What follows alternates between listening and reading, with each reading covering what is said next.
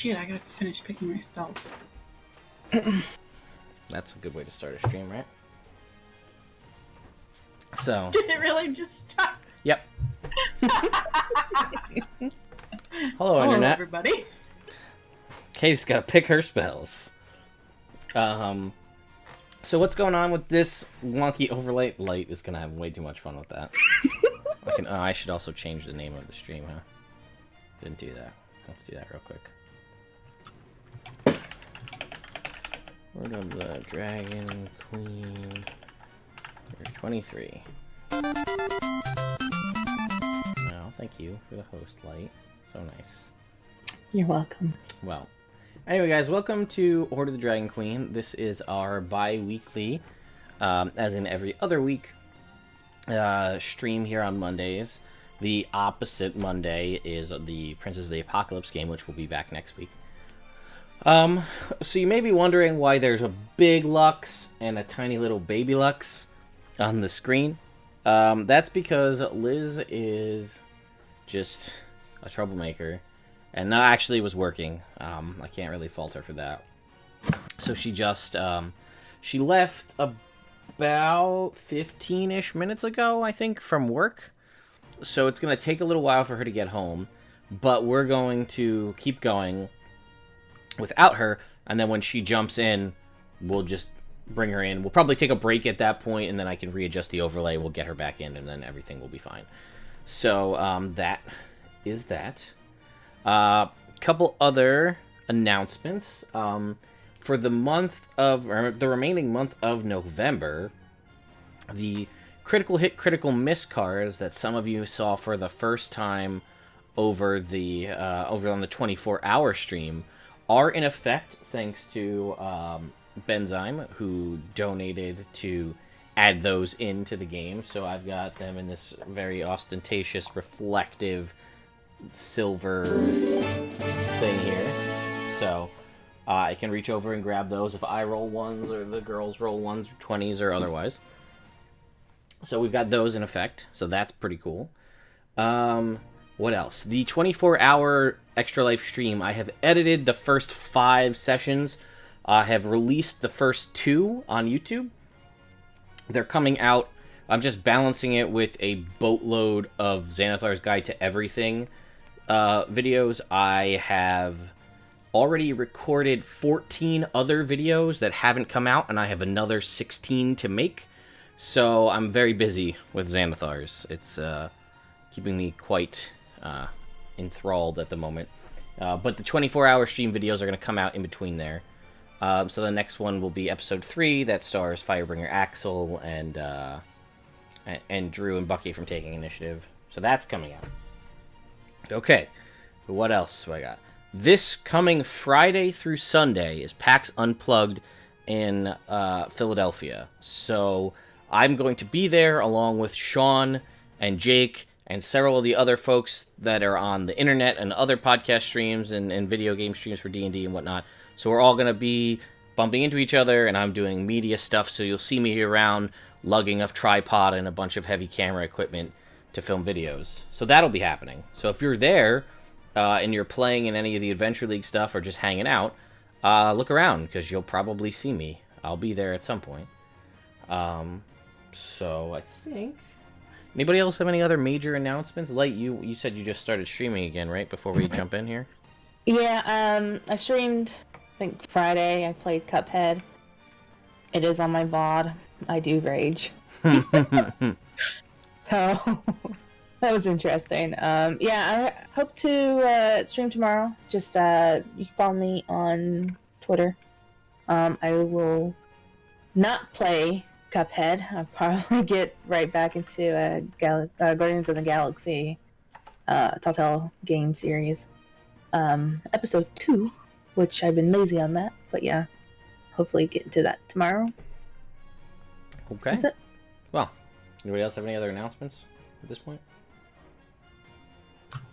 I'm ready to play, and I'm drinking tonight, so everybody should play the drinking game. Woo! All right. Well, Laura, you're good?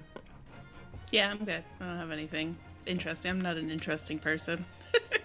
Hashtag same. All right. Well, with that, we will dive into the game. So we've got our recap music playing, which is Dragon Ball Super, which apparently we haven't gotten yelled at for that, which I'm surprised for. But what happened last time? There was some spooky travel through the Mirror of Dead Men, which is spelled M-E-R-E, for those of you who are confused, not to be confused with Mir, the Tabaxi Rogue, spelled differently. So they, it was basically just a big spook fest, rattling chains, the whole deal. Splinter holes, can't forget about splinter holes. That was a big thing that really got echoed through the whole stream. Unfortunately, I didn't want to bring attention to this, but through a trinket donation fest, which happens often on these streams, a lot of weird things were obtained, like rabbits that think they're snakes, or other things that I don't remember. Oh wait. Dragon blood, marbles, a necklace, things like that. But there was a weird red energy ball in a cage, which unfortunately, when separated from its cage, transformed into a red dragon and flew away. That was no go. That was not a happy time. But we're moving on because the Belladonnas made it to their location, and with potentially barring any craziness that they come up with on their own, should be done with caravan rides for a very long time. So I can't say that that's 100%, because who knows when they're tomorrow just gonna decide in game, like, you know what, we should really just go back to Neverwinter or to Waterdeep. So let's just jump in a car. And also, the stickers below me on the bottom right are being provided by Light. So thank you for the colorful commentary via sticker, Light. I appreciate it. You're welcome. We'll have that at least until Liz shows up. So, you guys arrived at the Carnath Roadhouse. I'll just give you a little bit of exposition rather than trying to make you roll or anything like that. So basically, the road between Waterdeep, where you came from, and Neverwinter, which is still to the north of where you currently are, was destroyed about, I don't know, 50 to 100 years or so ago, when Mount Hotenow, the volcano nearby, erupted and exploded and destroyed the road. The Carnath Roadhouse was basically a halfway point between the two towns. So that was basically, you'd ride along this road, you'd stop, take a breast, get something to eat or whatever, and then pick up and move on, feed your horses, rest them, whatever. It pretty much fell into disuse because the road was destroyed due to the volcanic eruption. Now that Lord Nevermember is in the process of trying to reestablish trade with Neverwinter, the road is being rebuilt and repurposed to once again forge this economic link between the two cities. So the Carnath Roadhouse is now being repaired. You recall that you came with a caravan, basically bringing what you were, at least what you interpreted to be, and were told was basically supplies and relief workers to continue repair on the road further north. And this is kind of your destination where the caravan stops. They needed guards. Some of them got lost in the spoopy times in the woods, but the majority of you guys made your way here. So, upon inspecting when we got here last time, you saw that it is a two-level building. Basically, the lower level is a storeroom and stables that has multiple entrances that go upstairs to more of the, the inn, the roadhouse proper. We basically, I think we just ended with you guys basically getting there and dropping off your horses. Was that pretty much where we ended? Yes. Okay. So, let me tell you what you guys see. So, Well, thank you, LaFay, in the chat. I feel like I'm cheating. I'm only caught up to episode 8, but I couldn't pass up a live stream. Also, LaFay, I will say, I see you in the chat like every day rolling and pub crawling to get more and more points, so kudos for you to sticking with it to get those flint bucks, those flinty bees. I know when you're starting out, they come pretty slow, but don't worry. Eventually you'll be rolling in them, and I'll have to start behind the scenes stealing them away from you, because too many people get too many, like Katie. Every so often I just go and I'm like, she doesn't need these, and then she's got like quadruple before the stream ends, so I can't even keep track. Anyway, so let's change up to some more Roadhouse music. So you guys basically, we're gonna say for all intents and purposes, you guys on the stream won't see the map. But that may be changing for next stream if I decide that these maps work out a little bit better, and I'll do a different overlay, especially after the success of the overlay for the 24-hour stream. So for all intents and purposes, you guys are where you are on the map in-game, basically having just walked in as everybody's sort of dismounting and disattaching horses and goods and whatnot. So what would you guys like to do while I pull up some music? Well, I will find my horse Poppy the darkest stall that I can find so that she can just use her surroundings to aid her in her dark poetry writing. Of course, sure. Yep. That is, you can do that. You find the darkest corner of the darkest part of the first level of... basically, it is sort of the corner where there's stalls, and then there's sort of just like the corner that has some hay in it that isn't like a proper stall. That is the darkest part because there's no real like lanterns hanging there. So that one? I was gonna say it's actually this one over here. That it's not even doesn't have a door. You know it's what? basically like a closet, right? You're putting her essentially in the closet. There's no door there, and I don't want her to feel caged in. So perfect. I see. I see. Then she can come if I call. Sure. When you call out to your horse in the middle of the night, your horse can very quietly clip-clop up the staircase into the main area. You know, that kind of a thing. Yes, to Axel's point in the chat, all taverns should be octagons so that every corner can have the most possible dark corners possible, as that's basically every cliche to every starting of every role-playing game that I've ever been involved in, is like, you meet in the dark corner of the tavern, which is why in one of the games I've ran, it was just dark corners. There was only dark corners in the tavern, so that everywhere, everybody could have their starting adventuring group meet up.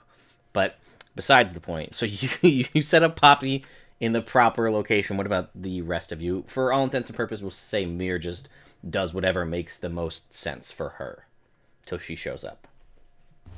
I'll hand off Spot to whatever stable boy is around and not really care where he goes, because Katie reminded me the other day that he called me ugly. So I actually totally forgot about that. And then head upstairs, because I think that's where like the interesting part is and the non-smelly part. I would hand off my horse too. Well, that is way too ominous. Okay, so you're handing off your horse as well?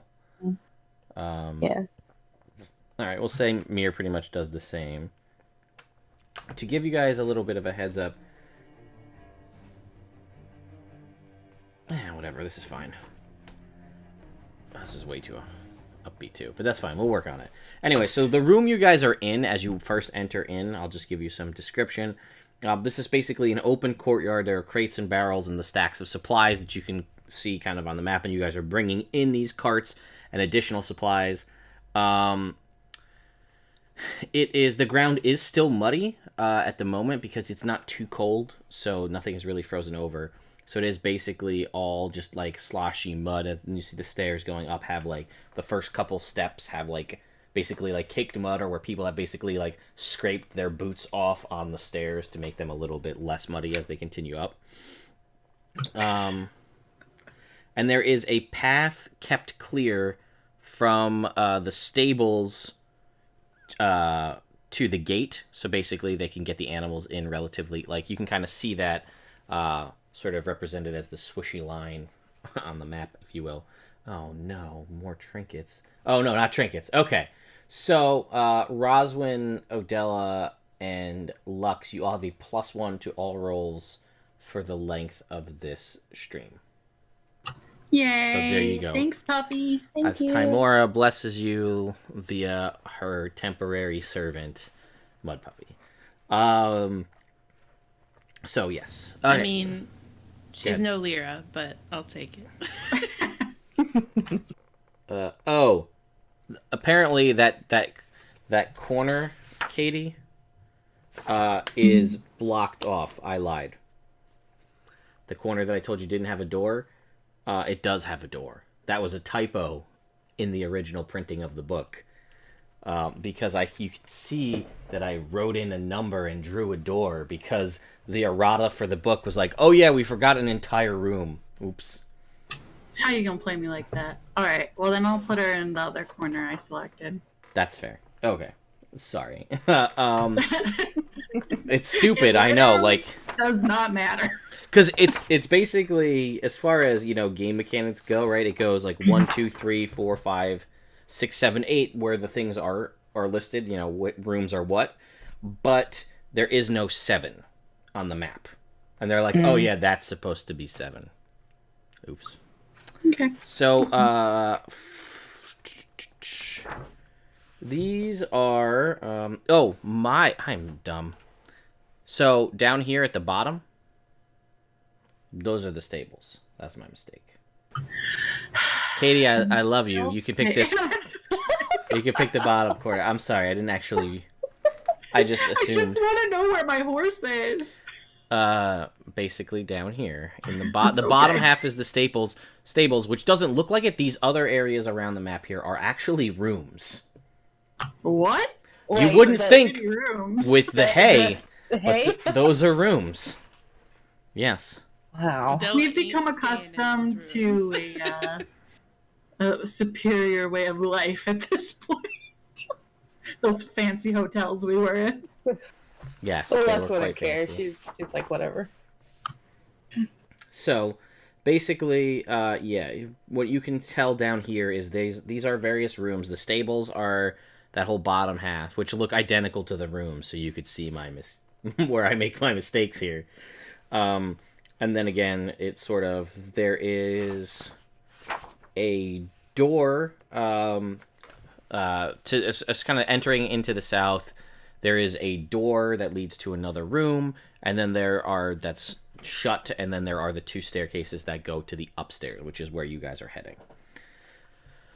So, upon heading upstairs, you guys come basically into what is essentially, if you head up one of the 2 staircases to the left side here, it basically takes you to a hallway, essentially. And in that hallway, there are more doors. More door. Oh, stupid puns. And there are more rooms here. So basically, if you go up this staircase with the shut door, that will take you into a warehouse. And then if you go upstairs from the warehouse, it will take you to the kitchen. It's basically, I'll give you that little bit of a layout. So, when you guys, again, as we said, you arrive, all the stuff is brought into this main section and unloaded. Now, it's pretty much overflowed now with crates and barrels and whatnot. Let's see. So you guys basically can pick out whichever room you want on the lower floor or the upper floor. And none are private rooms. All have bunks for at least 4 people, and the larger rooms sleep 6. They contain bunks, trunks for belongings, and wooden floors covered with rushes, which is, I guess the hay. None of them have locks either. Just as a point of fact. Let's see. And you guys are introduced to Bogluck when you get there. Bogluck is a half-orc, and he is the superintendent of this whole facility here. We need some music. It is too quiet. I can hear myself think. I don't like it. So, Bogluck will tell you that the reason that they don't lock the doors is because when it gets cold, the locks freeze and people get stuck in their room. Oh, jeez. And like you can this story. you can make me a, I guess if you don't believe him, you can make an insight check. I don't believe him. Okay, go ahead and make me an insight check. You believe he's telling the truth. What kind of shitty ass hotel is this place? He says, "It's a roadhouse, not a hotel." Roadhouse. Well, I never. Well, you never what? Never mind. Oh, all right. Cool, I guess. Good talk. So, yeah, you guys... And he kind of, like, looks at the four girls who look very different than everybody else in the caravan. And he goes... Nope. This is a very interesting themed roadhouse here. He says, I'm guessing you guys are all together. Yeah, we're best friends. All right. Well, do you guys want to... You guys can pick out a room. You probably want to get one of the smaller rooms. It I think fits so. 4. I have a question. Yeah. If we want, can we take the bunk beds in there and push them together so it's like a big slumber party? Yes, I don't care. Awesome! I run upstairs. All right. So you guys run upstairs and you pick whichever room you wish because there is no... She runs upstairs. I'm walking. Oh, okay. So she... Every single room. Roswin, you're just like kicking the door. You're like, oh, sorry. And then like go to the next one. We're in this one. Gotcha. Okay. So you pick out a room. It has bunk beds. You push the bunk beds together. Now you guys have super bunk beds. So much room for activities in this room. I run around the bunk beds until I'm tired. Okay. How Did long someone does that... feed her sugar? I was to say, how long does that take? Let alone forget the splinter holes and the death and destruction that happened literally hours to days prior. Bunk think this is beds. For 30 seconds based on this roll. This is like a burst of energy saying, I am out of the woods. This is what I'm doing. I'm crashing. Basically, Rosalind runs around the bunk beds once and then has like a sugar crash and just collapses with her one athletics check. Woo! Bunk beds! And just like... It's basically like a small child that got a burst of energy and has now since collapsed on the ground. And like... Even like nighttime or... No, it's like... It's like, I don't know, 1 o'clock in the afternoon. Yeah, but we were exhausted. You guys didn't really sleep. Remember, you didn't sleep through the No, night. we did.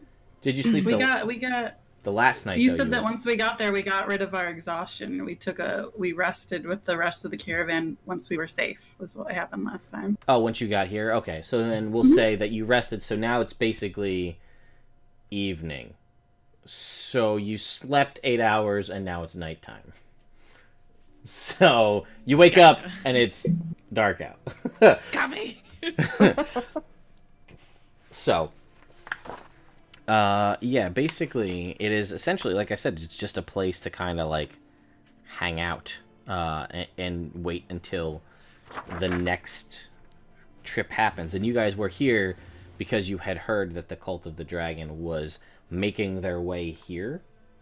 This was where the rest of their caravan was continuing, and why they were coming here, you don't know. Girls, I think we should mingle. Ooh. No, thank you. Well,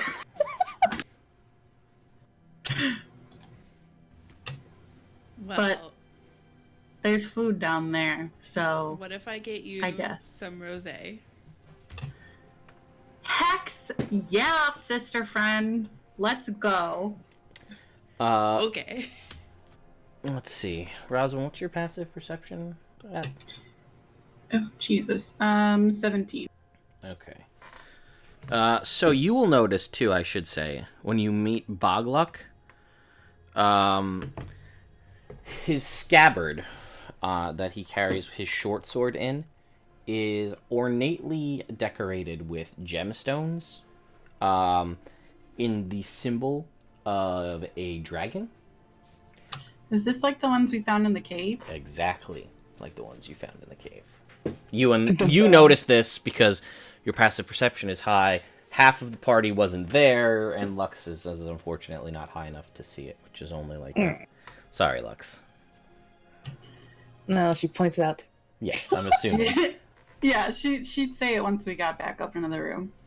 Yes. Did you guys see that scabbard? That reminded me of a really bad day. No. What do you see? It was all sparkly and gemmy, like the ones we found in that cave. Gems? Mm-hmm. Eyes kind of lit up. Oh, that cave. That cave. Rip. Yeah. Odella leans in. there. What cave? What are we talking about? You were there, man. The one that we found your brother in. Or your friend in. Or the person. I don't think you knew that. I don't think I knew that either. Katie didn't know that. Or Rosalind didn't know that. Katie knew that. The dragon hatchery cave where you found them, Odella. Right, but like I don't know that she saw any of that stuff. She just basically I was with you. Wrath and then left. Yeah. You guys all. Yeah, She said it was you. Yeah, you guys told me that it was your friend. I don't... She said she was looking for her friend who had been taken by the cult of the dragon, and that Sign Wrath was the person who took him. And then she went into the cave alone. You guys waited outside. No, I went Rosalind with her. Did you go with her? because they Okay, I didn't wasn't trust sure her. if you did. Yeah. Yeah. And then So she... long ago. Yes. I don't remember. Yes. And then you came back out. And so that's Okay. basically... Yes, but the scabbards that you guys were able to find on the people, and I think you potentially sold at a later date because they were worth some money. He has a very similar scabbard. Well, that's interesting.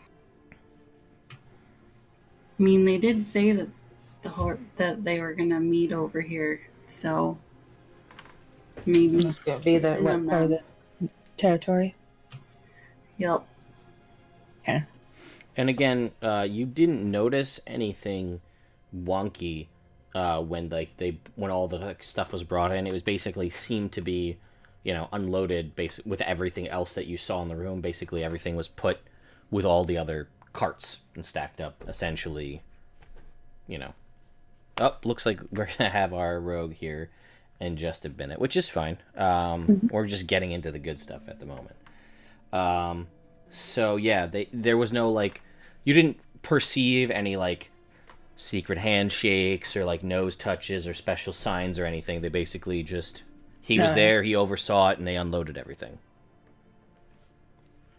Or he could got it as a gift. Something like that. Well, we'll just keep an eye out. Yeah, so as you guys... so you guys got your room. You see there's several other rooms upstairs. Basically, is there a way... I'm just trying to make sure that I'm not going to speak out of turn here. Let's see. So there is a kitchen, which has some tables in it, which is here. I'm just trying to figure out how the staircase works to that one door, because it doesn't make any sense how there can be a staircase and a door and then another staircase. Yeah. You know what I mean? You see that? Yep. They're supposed to be separate. So we're going to just... drunk. Whatever, it's fine. It's fine. So the upper floor, aside from having all the rooms that you guys are staying in, there is also a kitchen/dining area where when you guys go and check that out,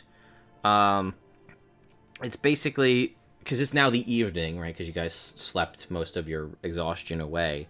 During the day, it's used to prepare food for the workers. Essentially, you know, just like stick to your ribs kind of food to keep people going and working for an extended period of time. At night, it sort of becomes this common room, which you guys can learn as you attempt to go mingle. This is where people, workers and everyone, are smoking and drinking and telling stories and keeping warm. Because as it is starting to get... I'm just going to say it's starting to get to, like, fallish, because that's where we are time-wise in real life, and it's easier to think of it that way. I think it was spring, like, last week. Now it's fall. Time frame in the Forgotten Realms, you don't know. So, I do, but that's totally not how it works either. But, I never picked a month that we started in, so that's fine.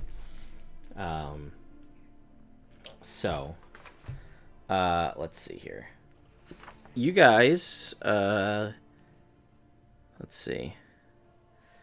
We'll also see there is a cook here, right? And his name is Gristle Pete. Gristle Pete is basically, he is just a grumpy cook, right? Think Pete from, like, Goof Troop, Goofy movie, right? Like that. That gives you a good frame of reference. And he's just sort of, like, grumbly, and he's just cooking up food, and, you know, literal greasy cook in a greasy spoon type guy. And basically, yeah, he's just kind of like, you can see that he's sort of like, he's already made food for the day, and everybody's kind of like hanging out, and he just looks grumpy, and you see him like looking at everybody in the room chatting, and then like looking at his mattress, which is literally on the floor, like in the room where everybody's hanging out, like he sleeps in here. Oh, did we get a rogue? I sure hope so. Or somebody else jumped in. There That we go. Angle. So There's something on your ceiling. yeah, there is. Oh, other side, other way, up. Nope. What is it? We can't I hear don't you. know. It's kind of scary looking. Right? Yeah, we can't hear her because she's not in Discord. No. More importantly, we don't know what Spice Girl she is. Yes, well, we're running out of Spice Girls here. Who's left? We got Baby And sporty. and Sporty. It's true. Wow. Anyway, back to the game. Remember that thing that we were doing? No. Yeah, that's fair. Me either. So basically, as you guys, again, Roswin, with your passive perception, as he's sort of like, people are like muttering for him to get drinks, and he is like getting drinks for people, sort of acting as the makeshift kind of like bartender for this. He is also grumbling. And he's like, don't get any sleep. Gutters in the floor. And he's walking all around. I'm waiting for Odella to buy me a rosé. It's basically, you're not gonna find rosé here. This is a workhouse, like Roadhouse. Do they have any sort of wine? They'll have like, this is the kind of place where they've got like, we got red, like. Okay. I'll take that and water it down so it looks Okay. pinky. All right, you can do that. I'll take a sip and I'll be like, it's great, thank you. Tastes so good. Yeah, I mean, I would assume that at some point Roswin had wine, so you know the taste of wine that is just watered down, perhaps. I almost won that drinking competition against Mr. T. But that was with rosé, right? I mean, this is just like general red wine. Like, Listen, you got to go through the basics to get to the good stuff. The oh, rosé is that life. is that a thing that I didn't realize that Roswin was such a connoisseur in her backstory? I missed the part where she became a drinking expert. Oh, you did? I did. Oh my god, I'll have to edit it. That's okay. We and need to talk update about- it for the website so everybody can read that about her backstory. You know, where she learned, she was like, yes, I took my time learning, traveling across the realms to various vineyards to learn of the Oh my God. intricacies of wine. What is the name of the people who know wine? I can't think know of it. exactly. I can't think of it either. Sommelier. Sommelier. Yeah, it's the sommelier course. Thank you, Parks and Rec. Can I change my background from hermit to sommelier? Not at this point. Had you brought that up earlier, Megby. Lizzie, can you hear us? Ooh, food. Yes. Okay, Can you great. hear me? Yes. Okay. Yes. Awesome. So, basically, as I set all this up, we're going to take a break because I basically did all the updates live in the stream. But, yeah, we're going to do that so that apparently she can finish eating so she doesn't have to eat all of her food on stream in front of everybody. We'll just do her that favor. But, yes, you get your watered down wine, Roswin. Nice-ish. Yes. And basically... Wait. Yeah. Sorry. Can I do prestidigitation on it and make it taste better? Yes. Is You that can- one of the things it does? You I can think make that's it, one you of the can things flavor does. it to whatever you want to flavor it like. Yeah, I'll flavor it like a rosé. Then you do that, and it tastes just like rosé. Yay! None of that happened. Ah, yeah! Time This is the travel. best. I was like, wait a second. I remember there's other uses for prestidigitation other than cleaning. Mm-hmm. Well, on that note, Roswin has great rosé that will not get her drunk quickly at all. No, it will not. And Also the point of watering it down. I have always held my liquor perfectly, Odella. There's never been a single slip up. Yes. I'm sure. I believe you completely. So, Anyway, break and- time? yeah, is there anything else that you guys would like to do weird time travel wise that we have to go back and retcon immediately after we talk about it? Anything else? No? No, I don't know if you Robin saw, never but left. I'm totally There playing was a Robin trinket still. came through, right? Did I see? yeah, there's yeah. It's Were there several? Mm-hmm. Everybody got a trinket? I don't know if Mir did because she wasn't here at the time. Yeah, you don't get anything because you were late. Hang on, let me write that down. I'll do that, and then I can talk about how these things will totally derail the game even further. We'll do that, and then we'll take a break so the derailment can happen. So, Odella got a 39. Oh, she just got a trinket. I knew it was gonna happen because I said it. I knew it was gonna happen. And then Mir. All right. So, yes, basically, while you're there, you recognize that because you guys all basically you slept it off, and then you saw what was going on downstairs. Then you pretty much just immediately went to go like hang out with in the kitchen, right? Was that? Yeah. Or did you guys like want to explore, or what was the plan? I think we were in the kitchen. Okay, unless just we kind of do wanna move. mingling, or we're Yeah. just want to make sure. Also, Liz, we can fill you in on what's going on. But basically, actually, I'll let them fill you in on the break, and then we can decide if you're with them or being all sneaky and off doing your own thing.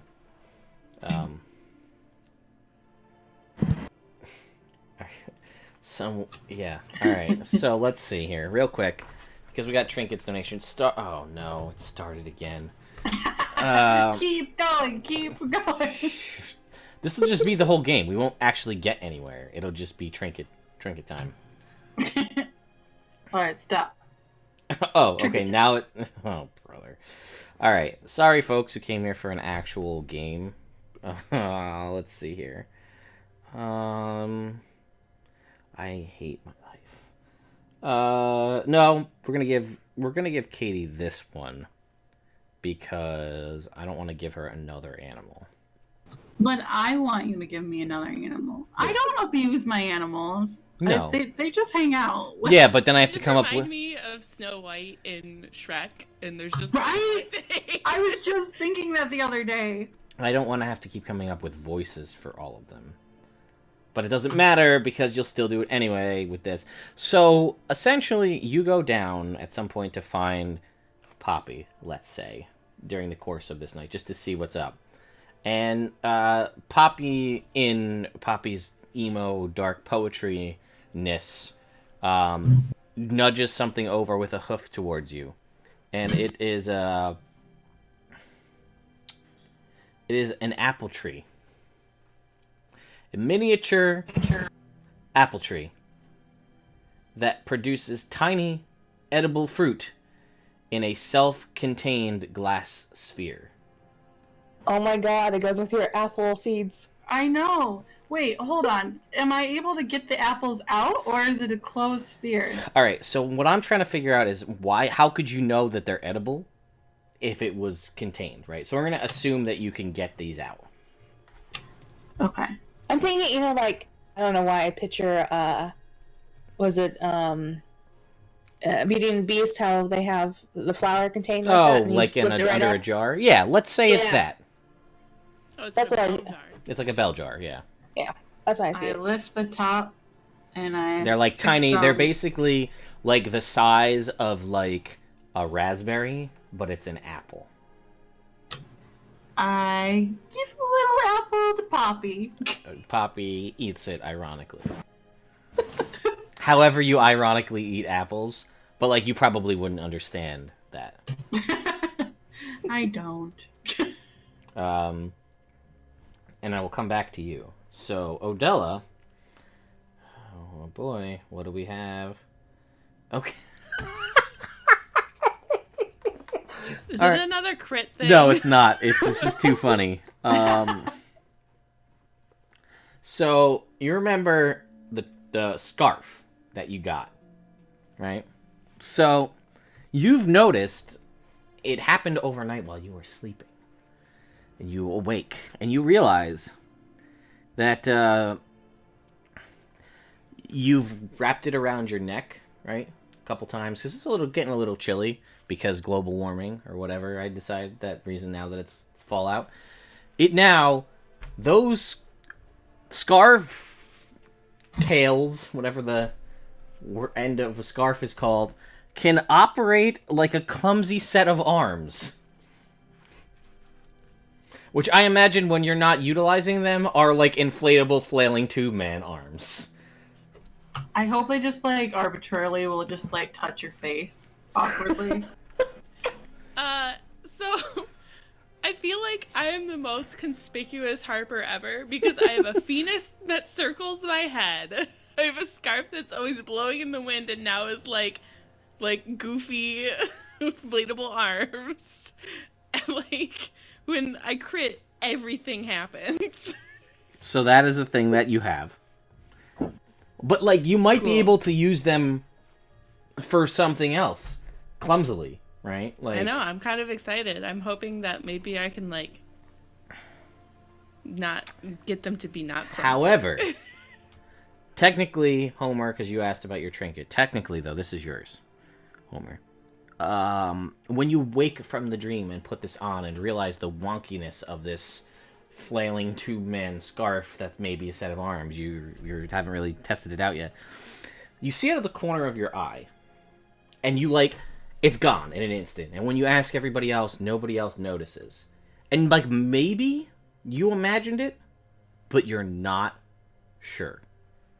You think that you saw two men in finely tailored black suits with white shirts and thin stick black ties and black shaded glasses on their face. And you feel like they might have been following you, but you can't. Maybe you're just imagining it. You don't know. It's the Squatch all over again. Can't escape it. So that's your other trinket. That's from Homer. You can thank him for that. You possibly are being followed by the Men in Black. Lux, what do we got for you?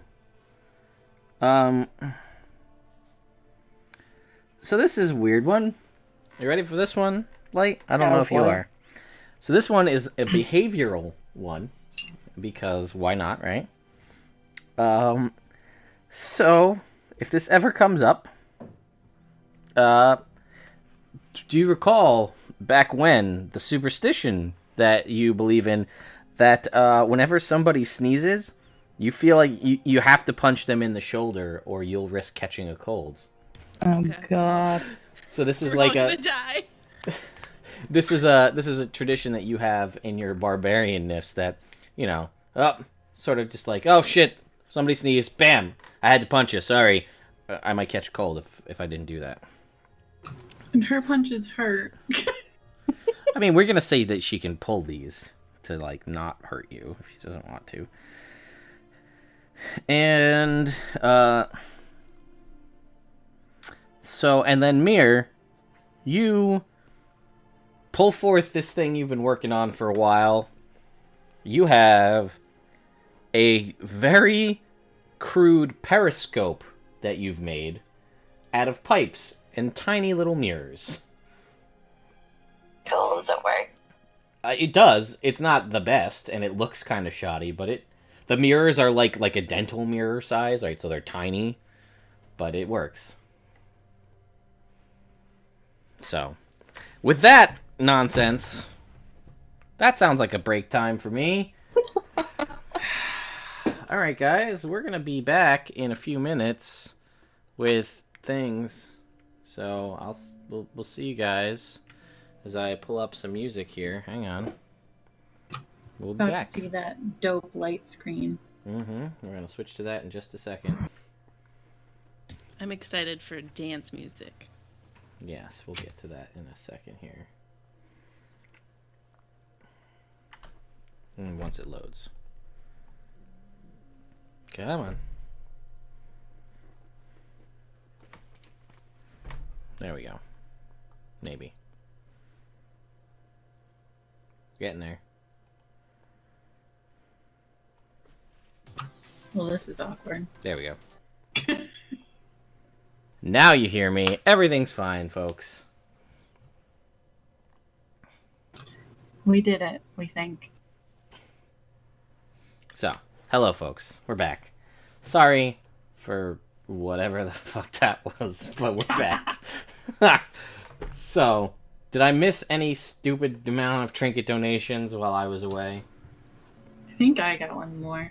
Are you just saying that? No, I You swear. got one more. All right. Did we happen to catch the roll? Hold on, I'll find it. All right. Yeah, you find it. I'm gonna keep talking. So, people found their things. So, while Roswin was downstairs, while Roswin was downstairs getting her miniature apple tree, Roswin, you noticed that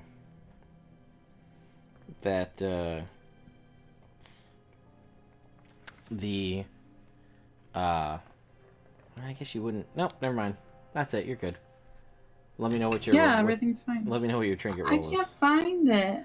Well, anyway, Lux, you got one. You can re-roll or she can re-roll, whichever. I'm gonna look up Lux's right now, though, because this is another trinket stream. And there goes the game. All right. So Lux, are you shitting me? It is the exact same one you just got. It was the Seriously? same roll. Same roll. All right, roll me a percentile, Light. Okay. 63. Okay.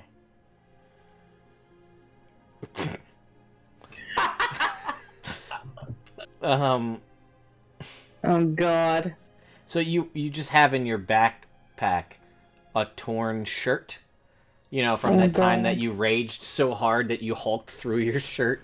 You just have one, like, you know, that's the thing you have when you Does Incredible she Hulk. even have a shirt? You have a torn bra from that time you hulked through your bra, I guess. You just Hulk rage, popped the straps right off, tore through the cups. I don't know. Sure.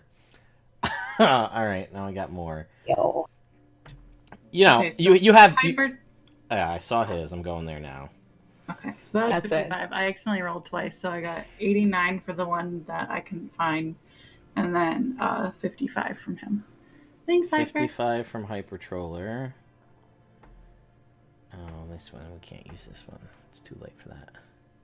I'm putting torn bra That's in my items list right there. You know, if anybody else Next read to anybody my- else's character sheets, they'd be like, "What is going Next to on?" my thong with. Yes, your thong with twigs. I can't wait until you open Lux's secret in your downtime and just have all thongs and bras. Yep. Can't wait. Okay, so the 55 that Hypertroller got you is a weird one. So, And I got another one. oh, That's no. a 2. All right, let's do the 2.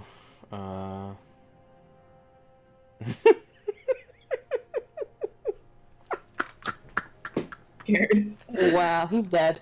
All right, so Roswin, you remember that time? Does Roswin like watermelon? Yeah. You remember that time when you were younger and you swallowed that watermelon seed? Yeah. So it's I'll actually never forget. It's actually growing in your stomach. What the? Am I gonna die? Is she gonna look super preggers? Maybe. Who knows? Oh, Roswin's growing a God. baby Oh. watermelon. No. Oh no. At Well, least I it's can like talk to Steven it once it Universe. grows. And they're Oh like my little God! people watermelon. I want the dog watermelon. It's actually so that I can set up my great Rugrats episode where you pull the lazy beam and they go inside Roswin to get the watermelon seed out. But secretly one of them is gonna make it grow. Alright. What other ones did you have, Katie? You had another one that you re-rolled? Yeah, 89. 89. Oy. She got one more too. I'm sure she did. Yeah.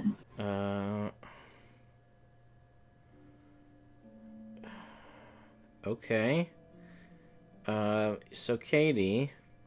See, a lot of these are weird, and they don't work with the aesthetic you've built for Roswin, because now all of a sudden, it's like, one of them is, rather than ear and or nose hair, you grow tiny leafy vines, which tickle like crazy. I mean, you can have that. That's technically 89. I mean, I don't really want that, but I think having So, it's funny. if you want it, I'll give it to you. If not, I'll give you a different one. I mean, I think we'll try a different one that fits her more. All right. But that's really fucking funny. So, you also find in a bag one of the troublesome children of the East Wind.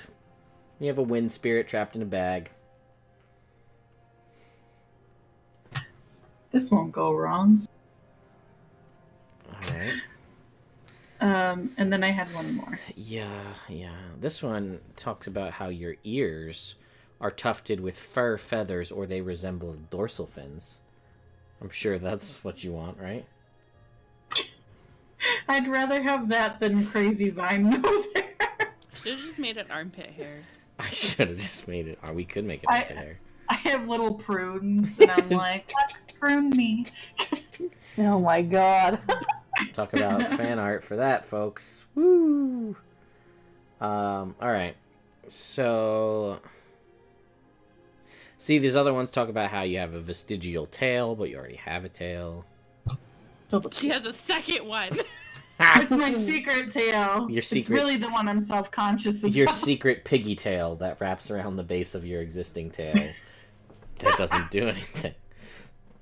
At least it matches. It's pink. Yeah, it is pink. It's true. So, yeah, those are your options. Or that your chest, shoulder, or arm are covered with hair, feathers, or scales. No, I can match Lux. Why did Druids gotta be so hairy? I don't know.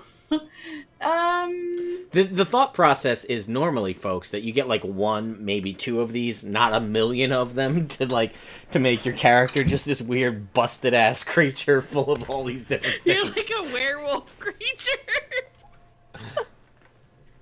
I guess.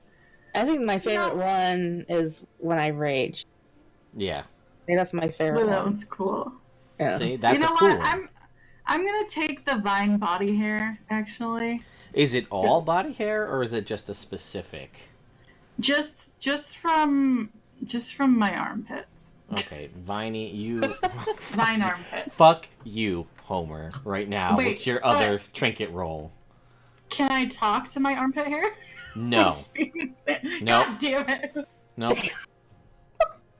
Katie, I need you to roll me another, because they rolled 2 twice. So, unless you want to have another thing growing in your stomach aside from the watermelon. Is that a 16? Yeah.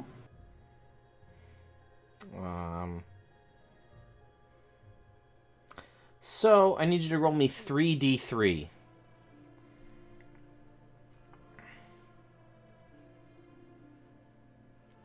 You have basically 4 uses of what is essentially peyote to contact your ancestors or totem spirit guides.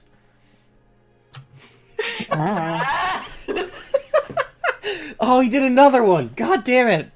We can't even play the game, guys. There is a game, I promise. It's okay. By the time I'm writing all my trinkets finally, my little list. All right, we got another one for Lux. Really? Yep. Nice.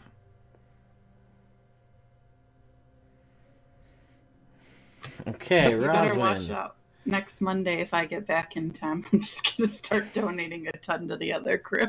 Don't do that. Roswin, you Ted's have... gonna cry. It's fine. You guys want to play the game and actually get places. We don't have to. We can sit in the Carnath Roadhouse. The Trinket Roadhouse. As, Roadhouse. Alright, so, Katie, roll me 2d4.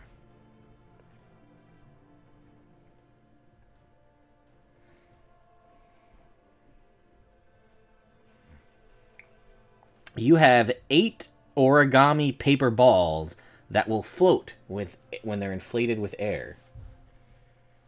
You have tangled lanterns, basically, but without the light part inside them. They're just origami paper balls. Gotcha. And Lux, back over to the other table. Boop, boop, boo. That's barred trinkets. That would be funny if I accidentally gave you one of those. Lux, you have body oil to make your muscles gleam and shine in the light. Yes. Sexy. Body oil. Yep. Might also make you harder to grapple if people try to grapple you. And then Mir, you also find a thing. Give me another wrestling match. Yeah, you go, I right? feel like we're just going around this roadhouse being like, ooh, what's this? Ooh, a piece of candy. Ooh, a piece of candy. Oh my god. All right, because now, see, you guys are doing this to them now, because now normally I pick other things. Now we're just going with where the rolls lie after, because we got the nose hair that was now armpit hair. So Mir, you So you have this mission, right? Which was sort of to help Odella and destroy, or do recon and then potential destruction of the Cult of the Dragon. Apparently, you also have a bomb implanted in your heart that if you fail your mission, it goes off and you die. You're welcome, Internet. You did this. God, you great. did this to them. Holy shit, that's heavy. I'll save you. Oh man. You did this Be a to- campfire. Sorry, that's gonna have to come up at some point. And you know of this. It is. It's like Crank, And except obviously, she doesn't I have... would be quite concerned. Yes, you have a heart bomb. Awesome. So think twice, folks, because the rogue can I take ones out are fucked multiple up. enemies with my heart bomb? Uh, Would I have to like sacrifice myself? Can I like kill a bunch of people? maybe. If you fail your mission. Oh, thank you, Homer, for giving me a trinket. My trinket is the ability to turn off the trinket command in chat, which I can very easily do. I'll give myself a bard trinket. I'll consider myself a bard for the moment here. So, what do we got? What do I got? Ah, a map of the world annotated with my thoughts regarding the places I visited. There you go. Hey, guess what? I control all the maps because I'm the DM. Woohoo. So Katie's got a stomach watermelon bomb. Mir's got a heart bomb. Let's see what else we can turn up as time goes on. When I give birth to this watermelon, I'm going to be the best mom in the world.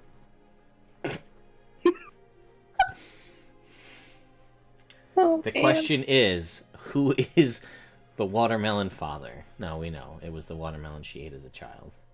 Then, Yeah, but will it then be sentient, and then will Floyd be the surrogate father? Who knows? I mean, it's up to him. I'm For not the- going to make him be the baby daddy if he's not ready. That's fair. That is very considerate of you. Okay. So, this all happened. Great. What were we doing again? So basically, because mystery is gone, it is now heavy exposition time to forward the story, because we lost about a half an hour between technical difficulties and trinket donations. So, you guys have been around searching every nook and cranny of this place. You find that the one door is locked in the downstairs because you're nosy, I guess. And that turns out to be Bogluck's room, you find out. His room is locked because that's where he keeps the strong box, like with any of the funds that are required and like, you know, potentially possible information. You hear Gristle Pete again. You hear him muttering about in the kitchen about how he can barely get any sleep because he hears all these critters in the floors banging and knocking and hissing and whispering at all hours of the night. So he goes on about that. So you hear that happening. And Katie, you notice as you're snooping around finding all of the things that you found, and you're like, oh shit, I have armpit hair and it's plants. That's new. Guess I'm finally hitting puberty. At the ripe age of, what am I, 23? Better late than never. Or I guess, I don't know. Druids, man. You happen to see that into the warehouse door, where all the like the things are, most of the things are like set up and stored.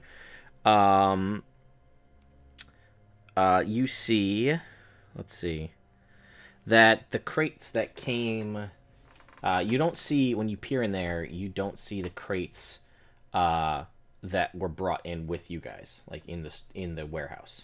Just as you're walking by and the doors open and shuts, just as a quick glance through what you can see through that door frame. Now, the warehouse is large, right? So that could just be off to the side, but just at your quick glance, you didn't see them, and they're not in the main room where you are, potentially moved while you were sleeping. Okay. Is there anybody guarding that room or anything? Let's see. At this point, no. Okay, then I want to peek in. Because everybody's and upstairs or sleeping. Yeah, I just want to confirm that they're really not there. Okay, go ahead and make me a stealth check. Even though no one's around? Okay. Hey, you might make noise. Guidance! Sure.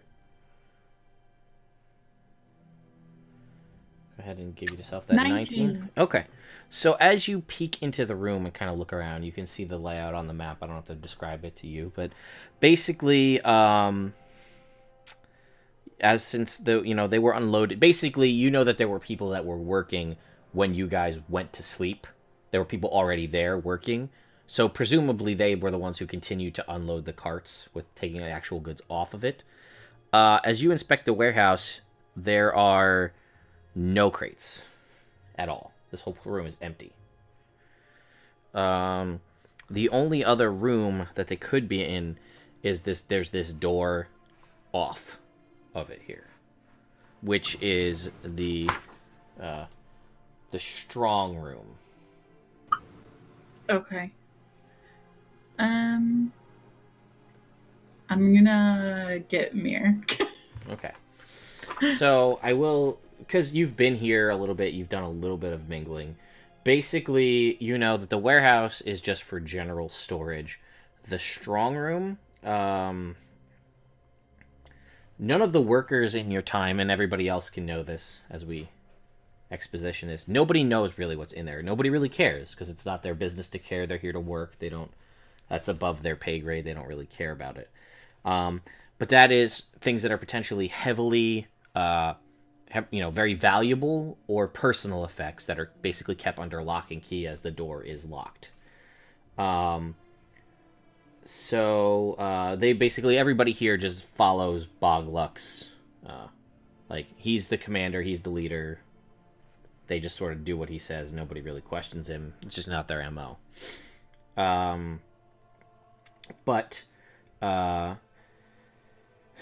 The key to get into there, he has on his belt, and you've seen it before when you met him earlier. Okay. So, there you go. All right. Well, I'm gonna go over to my ladies, and I'm gonna tell them that none of the boxes that were unloaded were there, and that the only other room that they could be in is that room, which is locked, and the guy's got the key. So, since it's our duty to keep an eye on the going-ons of this group, should we take a sneak peek? Should we try to get the key, or should we try to pick it? I will also say that for the most part, as far as you guys think, most of the folks that are here seem to be here in the room kind of enjoying the drink and the revelry. So you're not sure whether there's anybody in any of the rooms right now, potentially, if you wanted to try and go through all of them. Like everybody, the sleeping quarters rather, except for the one that is locked, but that's an option that's also open to you. Well, I got Pass Without a Trace prepped, if we want to do that. You can try something. Okay. Why not? The night is young. We just woke up. Do we All want right. to split up? Let's go Or upstairs. do we want to do it all together? Don't split the party. Tiny building. What could possibly happen? So many things. So many things. Odella, you have a fate die. By the way, did you hear that? Okay, yeah, you saw it in the chat, I'm sure, but just to remind you. Sorry, I was typing a response. That's okay. Yes, you notice that two of your party members heavily shut down your idea to split the party, almost as if once it had happened and bad things happened. Okay, I'm sorry. I just thought, divide and conquer, but let's all stick together. Yeah. Okay, let's go upstairs where nobody else is. Okay, so you're going to go basically in the upstairs. You guys know where your room are, but you're basically going to just systematically work your way through stealthily in a hope to just see what you can find in any of the rooms. Mm-hmm. Is that what I'm and guessing? I'll cast pass Without a Trace on us. Okay, so then everybody make me stealth checks, and you will add 10 to those rolls due to the Pass Without Trace. And guidance on myself. 34. 34 is good, yep. Gone. Yeah, well, let's see how we do here. 20, 30. So 34, 30, 25, 29. And Really, the rogue with a 22. Right, so the barbarian has a 34, the sorcerer has a 30, the druid has a 29, and the rogue gets the 22. It's an off day. I was gonna say, right? The good news is you're still pretty. There you go. So, all right, you guys do feel like you're fairly stealthy though overall. So as you make your way around, you search through a lot of these rooms, and for the most part, you don't find much of anything. Nothing of note. So as you search through what you assume to be the cultist rooms towards kind of the end of the hallway there, you find a personal bag in one of the rooms containing 6 polished gems and small, easily concealed items of jewelry, altogether worth about 1,400 gold pieces. Nah, I know. That you know. You would know that, yes. That's how you're aware of this, because Lux tells you. Were you a jeweler in your past life, Lux? You can say something like that. Cool. So you see that, but none of the other rooms have anything like that. So you're not sure whose room this is. You son of a bitch. Anyway. Alright. So, yeah, you don't know whose room this is, because you guys didn't really focus heavily on this. You can try to figure out if you guys want to case it and see who goes into that room or otherwise, but essentially somebody has all of this treasure. And you're not sure who and or why.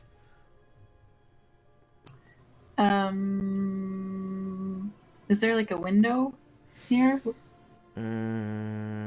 No. No windows. It's a roadhouse.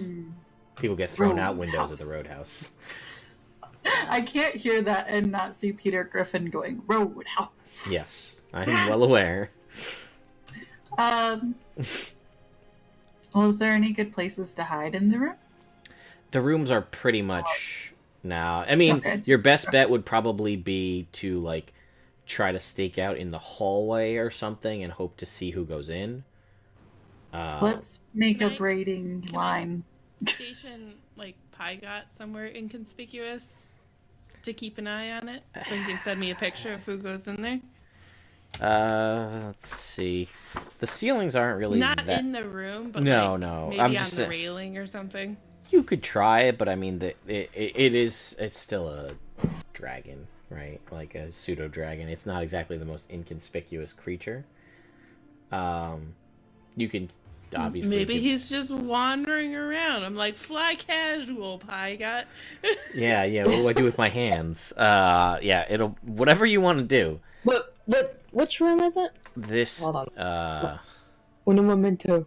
I've got too many things. Okay. Yes. It's the one basically on the. It's the northernmost one that has stuff in it. Right. So. Oh, that one. Yep. So So. where's ours? Where's our room? I got it. So, you guys are not sure what the best, basically you know somebody has this, right? Who or why, remains to be seen. Again, you know that there's the locked door that Bogluck has the key on his belt. I mean, as far as you know, there's nothing stopping you from potentially moving your room to the one next to it if you wanted to. Let's do it. Is that the Okay. plan? Yep. So you go and you actually check the room and the actual corner, and that one seems to be to the one side of that seems to be to the left side of that room seems to be like lived in, but the one to the right of it does not. I try to push the bunk beds together. You do that. And I will tell you that Let's see. Odella, you're the charismatic one. Make me a charisma check, please. Yeah, contrary to how I play her, she is the charismatic one. Yeah, we'll see. We'll see. We'll see. Okay. So, we'll just say that, in the time that Roswin was searching out trinkets, finding Easter eggs, and dealing with all the other stuff, and that you guys were also pickpocketing things in Mir's case, or remembering your barbarian traditions, or hey, remember that bomb in my heart? All those other things that you guys were just reminiscing about at the table with a couple of drinks. It's not a purr or anything, it's just something ticking. Yeah, right. It's not. It's just a constant whir. Yeah, in her heart of the bomb just whirring. Odella, you did actually do a little bit of smoozing, because that was actually what you had said you wanted to do. And in just trying to ask around to basically most of the folks you traveled with, the drivers, the remaining people who survived, the guards, that, let's see, most of the others who came along on the Hall North from Waterdeep, that there's something weird about some of these folks. They're a little standoffish, and you pretty much have a good feeling that these are the cultists, right? They don't use the word cultists because they're unaware, but that something seems a little off about them. So they point out the people who. Yeah, they're the couple, and they kind of point out to a couple of them, and some you kind of have an inkling about.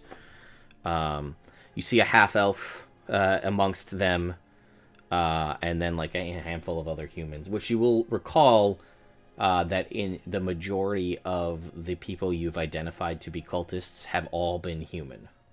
So, this half elf amongst them. Half elf's interesting. It's just different, yeah. So it could, maybe there's something more there. You're not sure. Okay. I'll kind of keep an eye on the half elf then, just because it's curious. Mm-hmm. And that, so you were able to gather that in your time in the bar. You find the one room with the gems in it, and you set up in the room next door. And then, so you guys move your stuff over there. Are you chilling in the room waiting, or are you going to go back and just kind of watch as people leave? What's the plan? Or are you going to try to sneak into the room downstairs? Because everybody is still awake. At some point, people will probably retire to their rooms. Mm-hmm.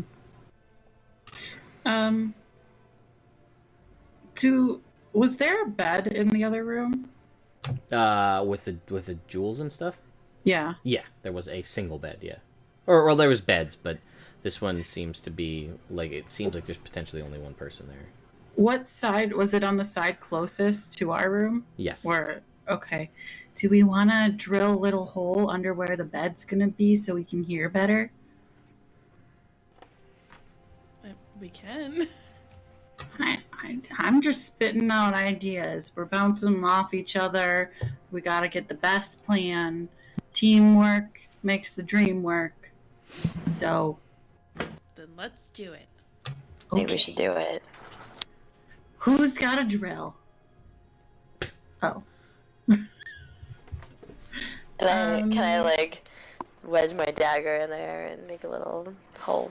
Yeah, it'll take a little while, right? I mean, yeah, I got time. Sure. So you're gonna stay in. Was everybody just gonna hang out in here, or were people gonna go back or go downstairs and check out the other room, or just want to get an idea where everybody's set up?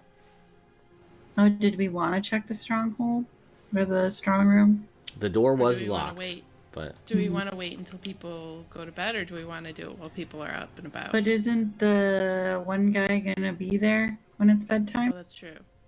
Well, he has his own room. He just has the key to it. Okay. Then we can wait. Y'all just gonna wait in the room then? Yeah. Okay. So you guys are there for a couple of hours.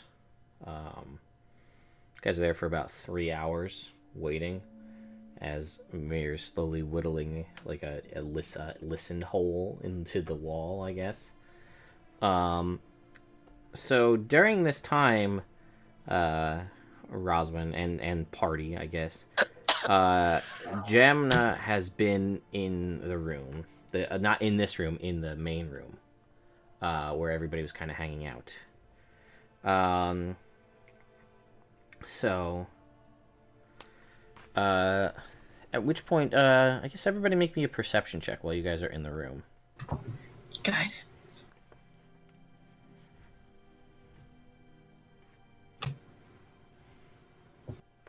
$28.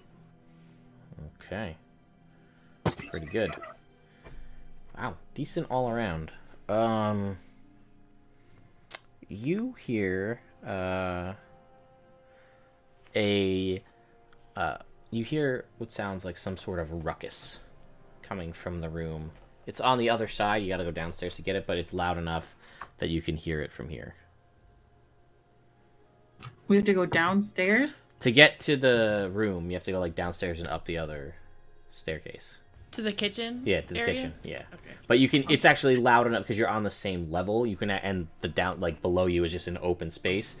That there is sort of raised voices enough that you can actually hear them from your room. I'm always curious about a ruckus. Should we go see? Yeah, I go over there. I go too. You see, one of the people that you can probably identify as a cultist with a loud. The ruckus is loud voices. Pretty much is all you can hear at this point. A little bit of banging around, and you see Jamna is standing kind of back against the wall, and there's another kind of more physically strong-looking gentleman who seems to be a little swayy, with a broken like wine bottle and a chair tipped over to the side of him, kind of like swaying and like pointing it at her. Mir ate her. Oh, I was gonna say she ate her microphone, but she's just blowed her nose with the mic on. Oh, sorry. Oh my god, you're like hearing my boyfriend playing COD too. Damn. Sorry. It's alright. I'm trying to manage this shit. It's all good. And he says, "This is you. You did it. You murdered him. I know it. You're sneaky, and you showed up, and a couple days later he died. This is all you." He says, "You murdered Frank. You killed him. It's your fault. And I'm gonna get my revenge." Is Frank one of Prepping the hold guards? person. What? Odella, sorry. Is Frank one of the guards that... No, got taken away? Frank was one of the cultists who turned up dead on the caravan when there was the murder mystery there, that nobody knew who killed the guy. Oh, the guy who was poisoned? No, this was a guy that just, yeah, there was a guy that just ended up, let me find out exactly what happened. But no, there was the guy who ended up poisoned, which was a separate thing. There was... Was this the guy who was one of the guards? He got stabbed people? with a short sword, and they accused Mir of killing him. Yeah, okay. And this guy was the accuser of that fight, who has said that it was Mir because she showed up and was all shady and used a short sword. And he basically gave up on that and is now yelling because you also notice that Jamna also wields a short sword. And she's basically... She's kind of in like arms up. Doesn't seem to be too nervous about the situation, but he's basically like, this guy's clearly had a lot to drink and he's ready to like go at it.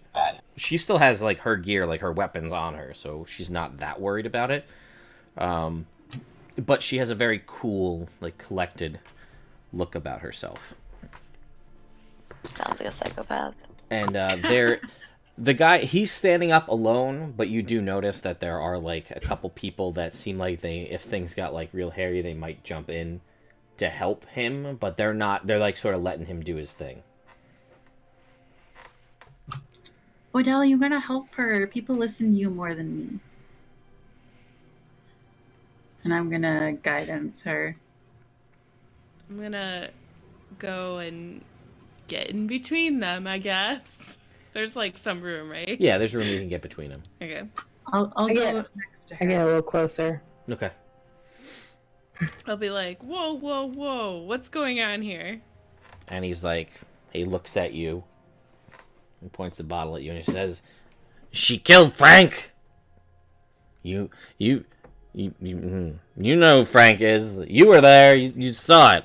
I remember. And he points, it's like, "I thought it was that one," and he points over at Mirabel. Says, "Now I know it was her." Okay, sir. I'm sorry. What was your name again? Jeff. That's not the same Jeff. It's a different Jeff. This guy spells it Geoff. The other Jeff was just Jeff. I thought you said Geff. Yes. Okay, Geff. Yep, Geff. Geff it is. He's a Jeff the Jeff. Yes, no. Jeff. Geoff, if you will. Okay, Jeff. Do you have any proof that it was this woman over here? He goes, "Just look at her. She's shady. And the weapon fits the crime. And she's been awful quiet ever since that happened." I'm sorry, Jeff, but I also haven't heard much from you. You've also been quite quiet. I think maybe you should just sit down. You can talk about it with me, and then we'll just talk this over. No need to be threatening. Put that bottle down. Make a persuasion check. You got guidance.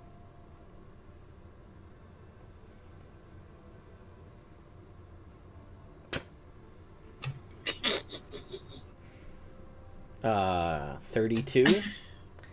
He drops the bottle to the ground and shatters into pieces, and he drops to his knees and just starts crying. Oh, Jeff, and she's gonna go up and like pat him on the back. And I know Frank was a good friend to you, and I'm real sorry about what happened to him, but they'll find his murderer. But you can't just keep going around accusing people. And you can basically lead him over to a table, and basically everybody just turns away and goes back to like normal conversation as if nothing had happened. But I'm gonna ask Jeff to tell me more about Frank and what he was doing with his life. He kind of like mumbles as he's walking away. He's just cowards anyway. And like looks over like at Jamna, and then as you take him over, and he's just a blubbering mess. How long are you gonna spend talking with him? Does he open up at all about maybe what he and Frank did for? I assume they were both like just guards for the cult, but I don't know if they're like in the cult. He doesn't really come out and say anything about that, but he will tell you that him and Frank were more than just friends. Yes. Secret lovers. But that's basically all you're able to. He is just a sob. Like, he's pretty drunk. Like, you can just smell the booze on his breath. Yeah. And like that's basically, and he just like repeats, like he's just like, I just miss him, and he just like will like start to fall asleep and then like jolt up and be like, I just miss him so much. He's gone. And he just repeats that kind of stuff over and over and over again.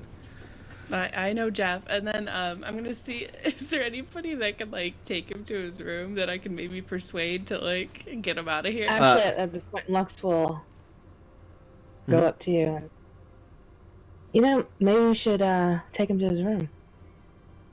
I think that's a good idea. Yeah. So friend. Mm. Do you know where your room is? I'll go ahead and help He you out. goes, and he just like points out. You get the feeling that he's pretty drunk, but like if you were to put him in the general vicinity, he could probably tell you which one. Yeah, I'll go towards his point. Okay. So you basically help him essentially into the hallway where you guys were staying, and he is basically in kind of the corner room on the map there. Right there is where he kind of like points you to, and he's like, when you get close to it, he's like, "This is it." All right. And then Open the door and help him in. yeah, and he's like, "Is that one?" And he just points at a series of beds. I wanna find Gemna and be like, "Hey, you okay, buddy?" When you pull her off to the side, she's like, "Man, I really thought he was gonna catch on to the fact that I did kill that guy."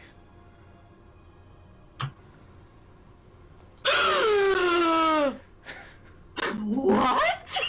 And she was like, "Yeah, he just got in the way, and he saw what I was doing, and he needed to be silenced, so that's what happens." What? And she's like, "Yeah, I mean, you know." You can't just kill people. And she's like, "See, I know what you're saying, and I get that. But, like, sometimes people just gotta die. Like, I was trying to figure out what was going on. I was looking at the cargo, and there's a lot of gold and shit in there. So I was like, I'm gonna take some of this. And, dude caught me in the act, so that was it. He had to die. Cultists gotta die, that's all I'm saying." Okay, so I hear what you're saying. But sometimes people have families and secret lovers, and you just don't know that. What about all the other people that you affect? And she goes, "Yeah," and she like takes out like a dagger, and she's like sitting like with like her feet up on a table, and is like cleaning the dirt out from under her nails, and she's like, "Yeah, that really sucks for them." Well, Gemna, I gotta be honest with you. I'm not gonna tattletale on you, obviously, because we don't want a repeat of what happened. She's like, "That's probably for the best, yeah." Yeah, I think so too. But just like before you do that next time, just like take a second in your head and just think about that, and maybe don't. Maybe just like roll under a wagon and hide. You seem like you're good at hiding. She's like, "Yeah, I tried that, and it just didn't work. So I hear what you're saying, and all good points. You're a real sweetheart, but I think we just walk different paths. That's all. But you do what you need to do, and I'll do what I need to do. And hey, we're all working to the same goal, right? I mean, that's what it's all about." So Maybe. And she says, "The people that I work for, they get this. This is why I work for them. And the people that you work for have their means of going about it. And I don't pretend to, understand what you do. And, like, nature, it's great, right? Like, you guys love that. That's your thing." Yeah, I mean, I do love nature. And like, I love what I do. And I'm not going to say I'm the best I am at what I do, but I'm like pretty good at it. And unfortunately, what I do isn't pretty, and that's just how it is. Okay. Well, I'm just gonna, let you do your thing, because, even though you're down with the stabbing, you saved me one time, and that was super nice. So, just, okay, good night. She just chuckles as you walk away. And I'll scramble up the stairs. I will say that Odella and Mir, you were not necessarily, if you were in the like kitchen area where she was, She wasn't being like super secret about it. She was having a hushed conversation with Rosalind, not. But like if you were around, you could have easily heard it because you probably would have been nearby. I would assume. Do a perception check. Sure. I'll just, if you wanted to have heard it, I'll say you would have been close enough to hear it. That's fine. Well, what I wanted to do was when I put the guy to bed. Sure. I just wanted to pat him down. Sure. Were you looking for anything specific? Any paperwork, whatever. If he has any papers or anything, just a quick pat down. It's like Sure. Nothing. Just kind of like tucking him in. Yeah, you don't see. I mean, he's got like a booted dagger, right? I mean, Mm-hmm. And when you like look around, because you guys looked through this room before. There is general like you find like in like the trunks and stuff at the edge of the beds, you found like kind of black cultist robes and stuff, but he doesn't seem to have any like. This guy's pretty low level, you imagine, on the totem pole, so doesn't have much in the way of there is you do find a note in his shirt that is heavily tear stained, and most of the ink has run due to the amount of tear stains on it, and it basically says I'll meet you in the usual spot tomorrow, and it's signed Frank. And that's Stop all breaking my heart with all these lovely gay couples. Why does one person always have to screw up the relationship by like dying or being a criminal? Okay, the criminal was screwed up. Dying is you can't really call getting murdered screwing up the relationship. I'm not saying they screwed up the relationship. I'm saying the story is screwing up the relationships. Well, I'll have you know, just so you're aware, that there is no character, no definition, and basically no names to 90% of the people in this book as it's published. And that doesn't fly with me. You guys spent all this time on the road with these people, you probably would have learned at least a thing or two about most of them. So I gotta build them out and give them some kind of degree of character. Like, And Ted decided, they're all gay. No. It is how it is. Sylvester the Pole, for instance, he's like a throwaway character. They give him a name. That's it. Like, well, he got thrown away. That's true, he did. That's for sure. So, yeah. Anyway. Okay, well. Yeah. Do you take the note or do you leave it with Jeff? No. I would just leave it. Be like, man, poor guy. Hopefully I don't have to kill him. I love it. Lux and Gemma going forever, just murdering people for days. Maybe they're the ones who were meant to be together. I mean, it's just one of those things. I mean, he's part of the cultist, so it just, Yeah, hey. They have feelings, too. That's exactly what I was getting at. Thank you for pointing it out. Like, yes, they may be cultists for an evil organization, but they do still have relationships, and they are still people. So that was a beautiful allegory, Ted. Yeah. Thank you. And you never know how involved they are. allegory. Like, there was the one guy in the cave who we tied up, who was like fresh meat, but we just fucked his life over. Steve, yeah. Think of all the people that I've hamstringed and crippled. Was it Steve or was that James? No, there was Jim, but I think you killed Jim. Or no, you couldn't kill Jim, right? Was that? I couldn't remember. There was so many people. I can't remember. It was And Jim that we didn't kill because we were going to go back and save him or something like that. And Which we you were did. all worried that we were going to forget about it. That's Yeah. right. Yes, because because Ava couldn't kill someone named Jim, but they did kill someone named Steve. Yeah. So Yeah, so by the time I would go rest to the rest of the group. okay. Knowing. We'll say you guys can fill each other in on everything that happened. Yeah. Yeah, I tell the group what happened. I wipe away a single tear for their lost love. Mm. And I will reluctantly tell them that maybe Gemma's not that nice, but she did still save us. So there's that going for her. Yeah, and you do recall that she did tell you a lot that she works for people, but she never openly told you who she worked for.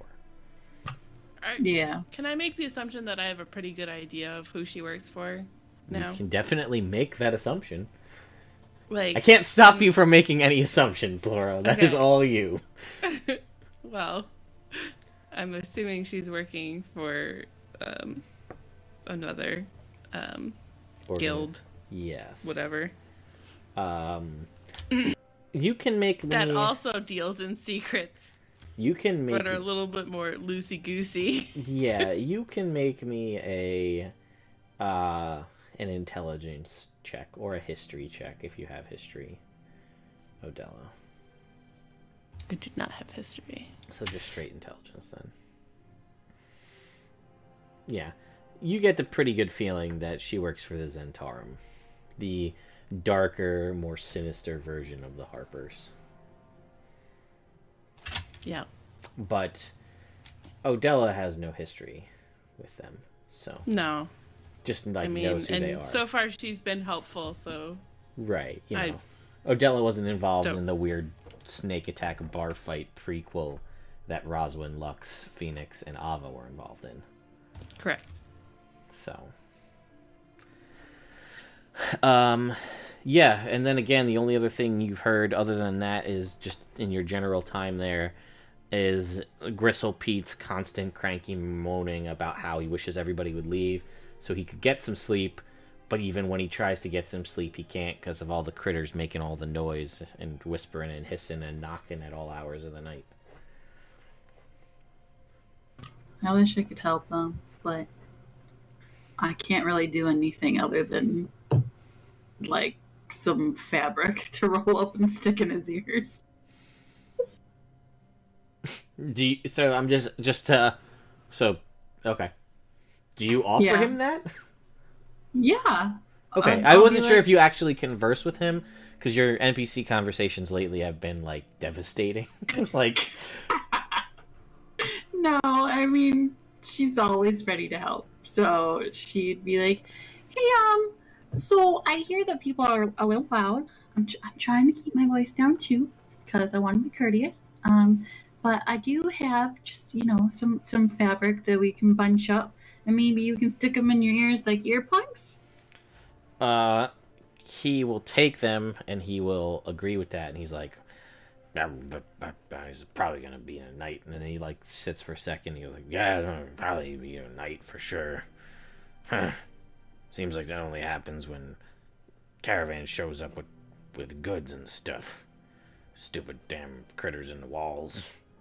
And he sits over in his little stool angrily. Wait, did he just say that there's only critters in the walls when the caravan people show up? I don't know. That's what Roswin heard when Roswin was giving him stuff to stick in his ears. Oh, Jesus. All right. I'll be like, okay, good night. Sweet dreams. All right.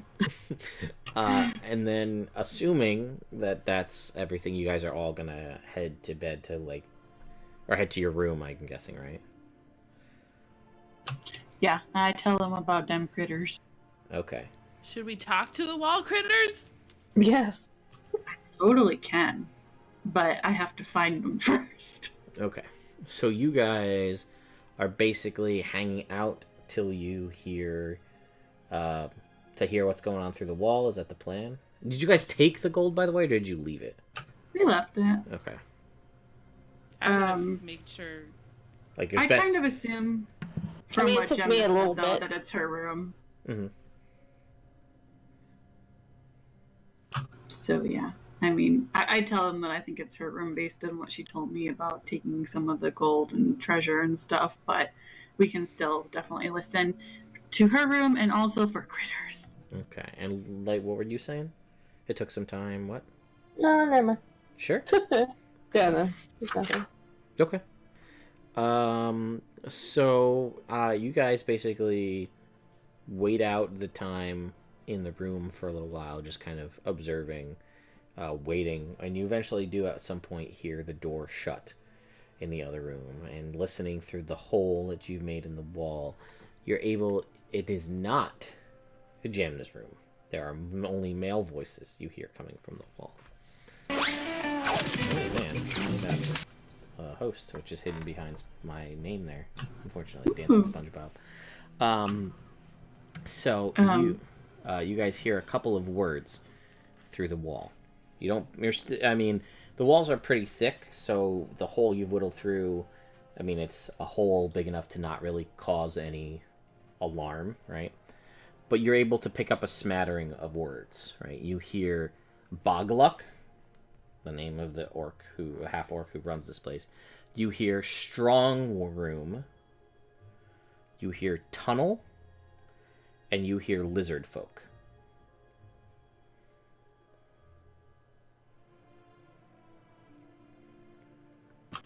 Who, buddy? Okay. If I don't know how big the hole is, but am I able to peek through and look at what kinds of shoes they're wearing so I can identify them with my dark vision? Oh man, shoe identification, sure. Go ahead and make me a perception check, I guess. You know I'm doing that guidance. Sure. Not that I need it. Damn. All right. 30. Oh wait, we got a drink. Yeah, that's an extra 20. Drink. Hey guys, everybody coming over from the Geeks for Good stream. What's going on, guys? They all look like boots, and it's dark vision, so it's black and white, so they're all black boots. There's no like buckles or anything on them? No, these are all like leather boots, like slip-on boots. Wait, No can style. Can I? Yeah, they're probably not gonna leave though. Never mind. You hear the difference in voices. It's mostly gruff, cultisty type voices, but you do hear the slightly airier voice that you would associate with either an elf or a half elf coming from that room. I whisper this to them.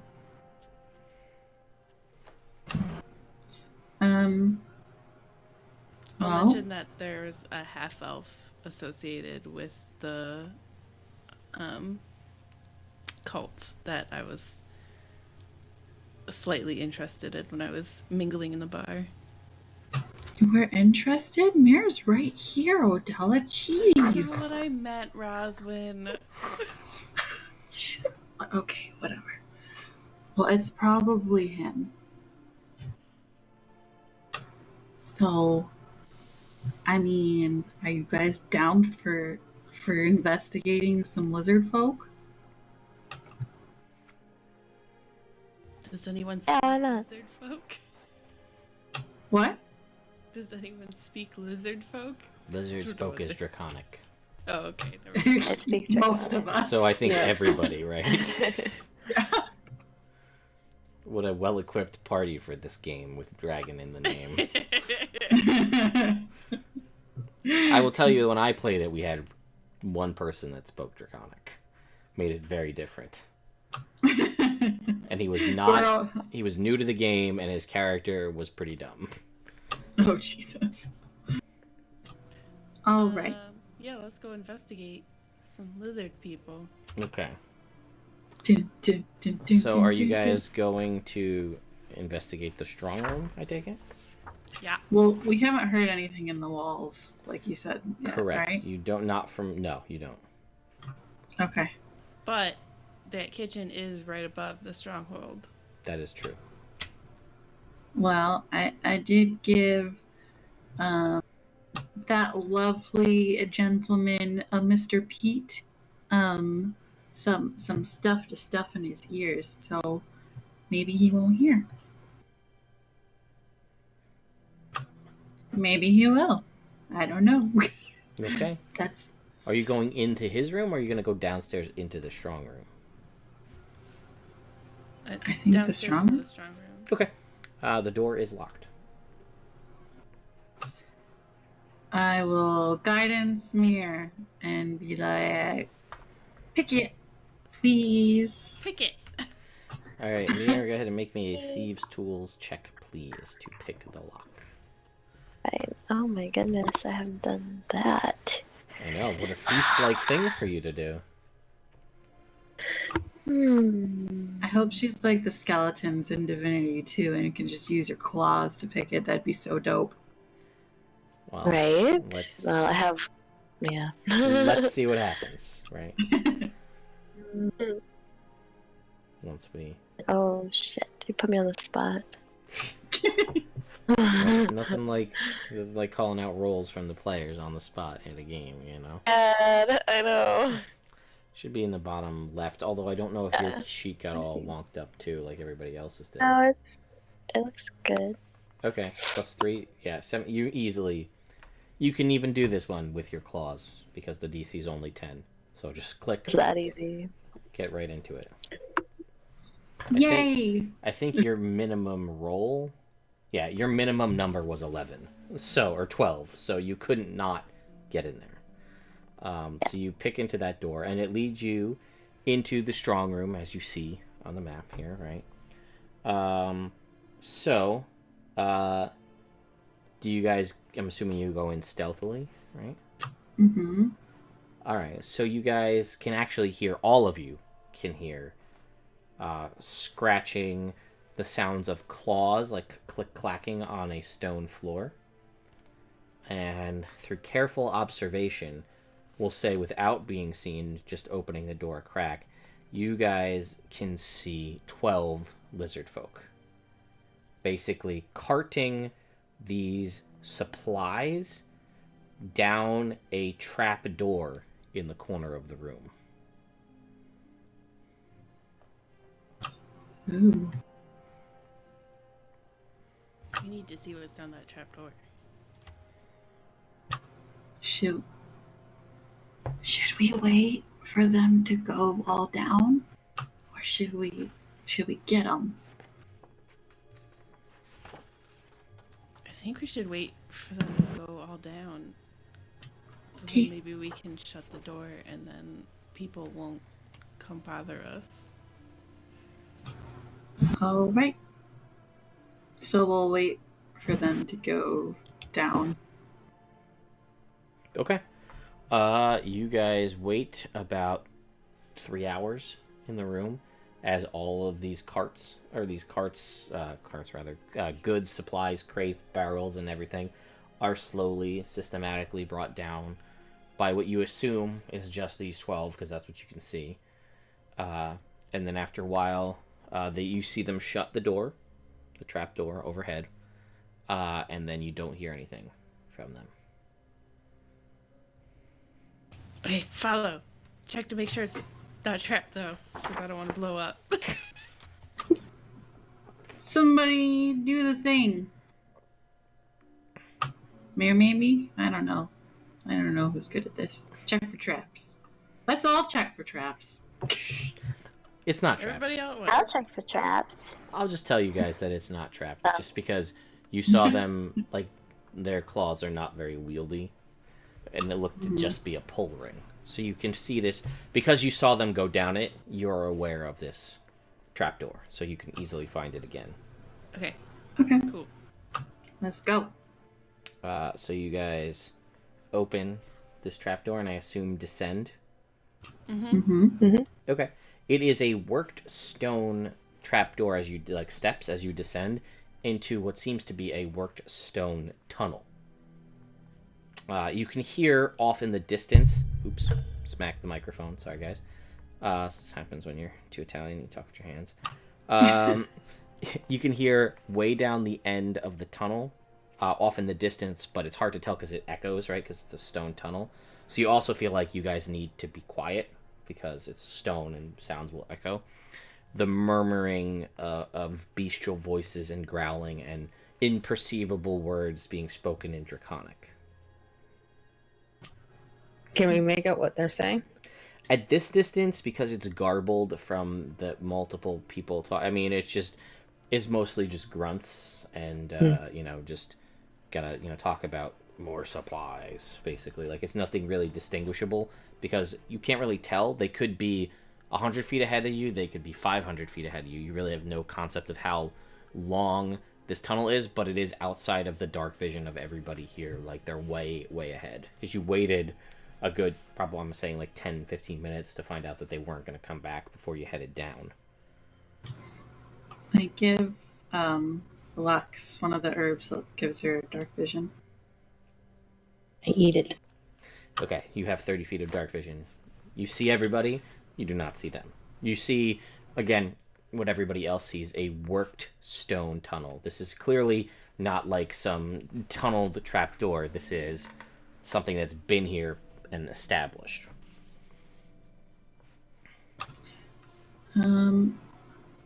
So let's do walking order.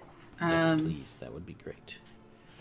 I think somebody who's got further dark vision should be up front, and someone who also does melee. So do you want to be up front, Mir? Yep. Okay. And then we'll do Lux, and then Roswin Odello. Good? Mm-hmm. Okay. All right. We're going. Being okay. sneaky. So, you guys are everybody make me stealth checks just to be sure.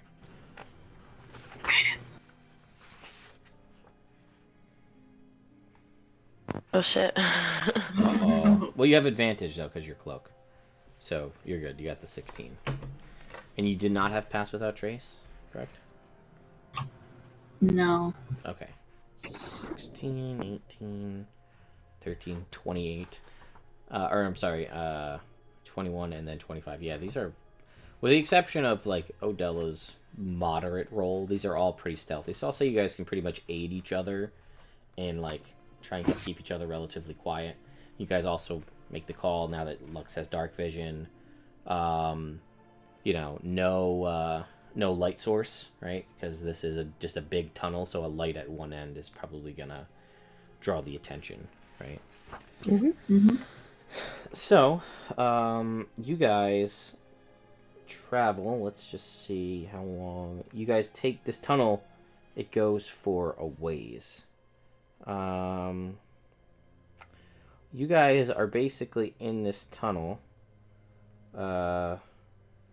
for about, you travel in this tunnel for about 6 hours.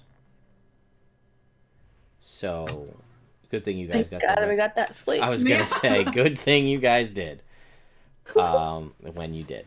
So, you guys travel for about 6 hours, at which now, as you come out of this tunnel, it leads into an area that is, it's basically, you can see it's kind of like screened by trees and brush to kind of like hide the entrance, so it's not recognizable exactly where it is. And the bright light of morning is beginning to crest over the nearby hills. So you can see on the ground, now that you are above ground and there is like a muddy dirt and stuff around you, you can see the trail that these crates and barrels being pushed and the footprints of these lizard folk creatures leading off. And it leads seemingly into a swamp. I knew I should have bought those muckalucks. I said, Roswin, you should buy those. But then I didn't. And now here we are again. It's true. Well, I think we're going, right? We're going? Everybody? All right. So we're following like the trail of where we think that they went. Well, you can pretty much because you're not that far behind them. You assume, Yeah. right? A couple Right. hours maybe. or half an hour at the maybe. So the tracks are relatively fresh, and because of that, you guys can, without really need for a check mechanic wise, see where these are leading off into. Okay. However, the nature of this swamp is all too familiar to you. The one that you recently passed through. As if this has backtracked you towards the Mirror of Dead Men yet again. Oh, great. I look back at Umtella. I basically point to my back, like, do you wanna hop on? Hesitation. She's like, "Yep." Her little flaily arm scarves are like, "Yay!" For the first time, Lux, you notice these. They just seemed like a normal scarf previously, but now it's like flailing like Kermit the Frog. Like, What are those? What are those? I don't know. Just woke up, started happening. Weird thing happened around me. I let it go. It's best just to let it go. I mean, doesn't it bug you? Because Not really. You get used to these sorts of things. okay. she says very reassuringly, "You get used to flailing two-man arm scarves. And, Like little phoenixes that fly around your head. teleporting underpants. Chocolate coins. She doesn't have teleporting underpants. Anymore. Nope. She's commando. There was one time where she found out, I'm assuming, that was the case. Yep, that's exactly what happened. It only takes once. One time She you're... was sick of losing her silky drawers. Because they're very expensive. So she was like, that's it, I'm done. Yes, you see, to LaFay's point in the chat, you notice the silhouette that you cast, Lux, the shadow is terrifying, right? Because it's like a two-headed, 6-foot-tall person with like all these weird flaily arms, and then your arm. Lesser creatures and children could easily be scared by the shadow alone. I look at that and I go, we gotta remember that for next time. Yes, like this could potentially frighten kobolds if the need came around. Basically, the trail ahead leads into a marsh, a tangled marsh. The ground here is very wet, and even the solid ground seems like soggy, almost like walking on a wet sponge, if that gives you a feeling. So, Odella, you are thrilled at Lux's offer to... Like I said, no hesitation. Because she'd be like, presentation. Yeah, you'd be probably 3 times as long. Do you guys think it's safe for me to let my wings out? Now that we're not in the caravan? I'd say yes. And then I kind of look at my skirt. Rip it off. Get it off. Woo! Take it off! Okay, wait 1 second. I'm like, hike Odell on my back. I just rip the skirt. Yep, no, just like it goes, and you rip it and tear it off and throw it, and one of the tube arms grabs it and flails it around in the air for a little while. Oh boy. And then the tube arms, as if learning what was meant by it, let it go, and it flows off on the wind somewhere into the swamp, where some poor bullywug will have a great outfit in the future. Roswin, you are able to release the wings. It feels amazing. It's been forever. It's like taking your bra off. Yes, except your bra has been on for 40 days. That is honestly, like, if I go to hell, that's what my hell is, to be honest. I'll do that, and then I'll also take my hair out of the turban? scarf that Odella gave me, and I'll just tie it around my neck like a little forest explorer. And it does not flail. I was like, It would have been funnier had I thought this through that was the one that did it, but I missed out on that chance. Yes, Lux, did you dye your hair or wear a wig? I forget. Oh no! I hid that under a hood. Okay, well you can de-hood. Mir, as well, if you so choose, you notice that the majority of the party has doffed their disguises.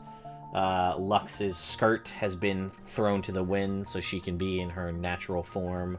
Roswin has taken her turban and let her hair down and de-winged, so her wings are out now. Everybody's... I'm assuming Odella's still keeping her mundane clothes on because she's in the No swamp. way is she getting her nice clothes dirty. stupid Tash. Wait, why is everyone wilding out right now? Because you guys are no longer surrounded by people in a caravan. You're like out in the woods alone. Yeah, she doesn't know this because she met us. Yeah, I guess she met that's us true. Yeah. Yeah.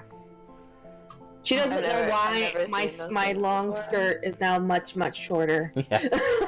That's almost as you watched it get torn away and grabbed by the tube arm and waved in the air for a little while before it was let go.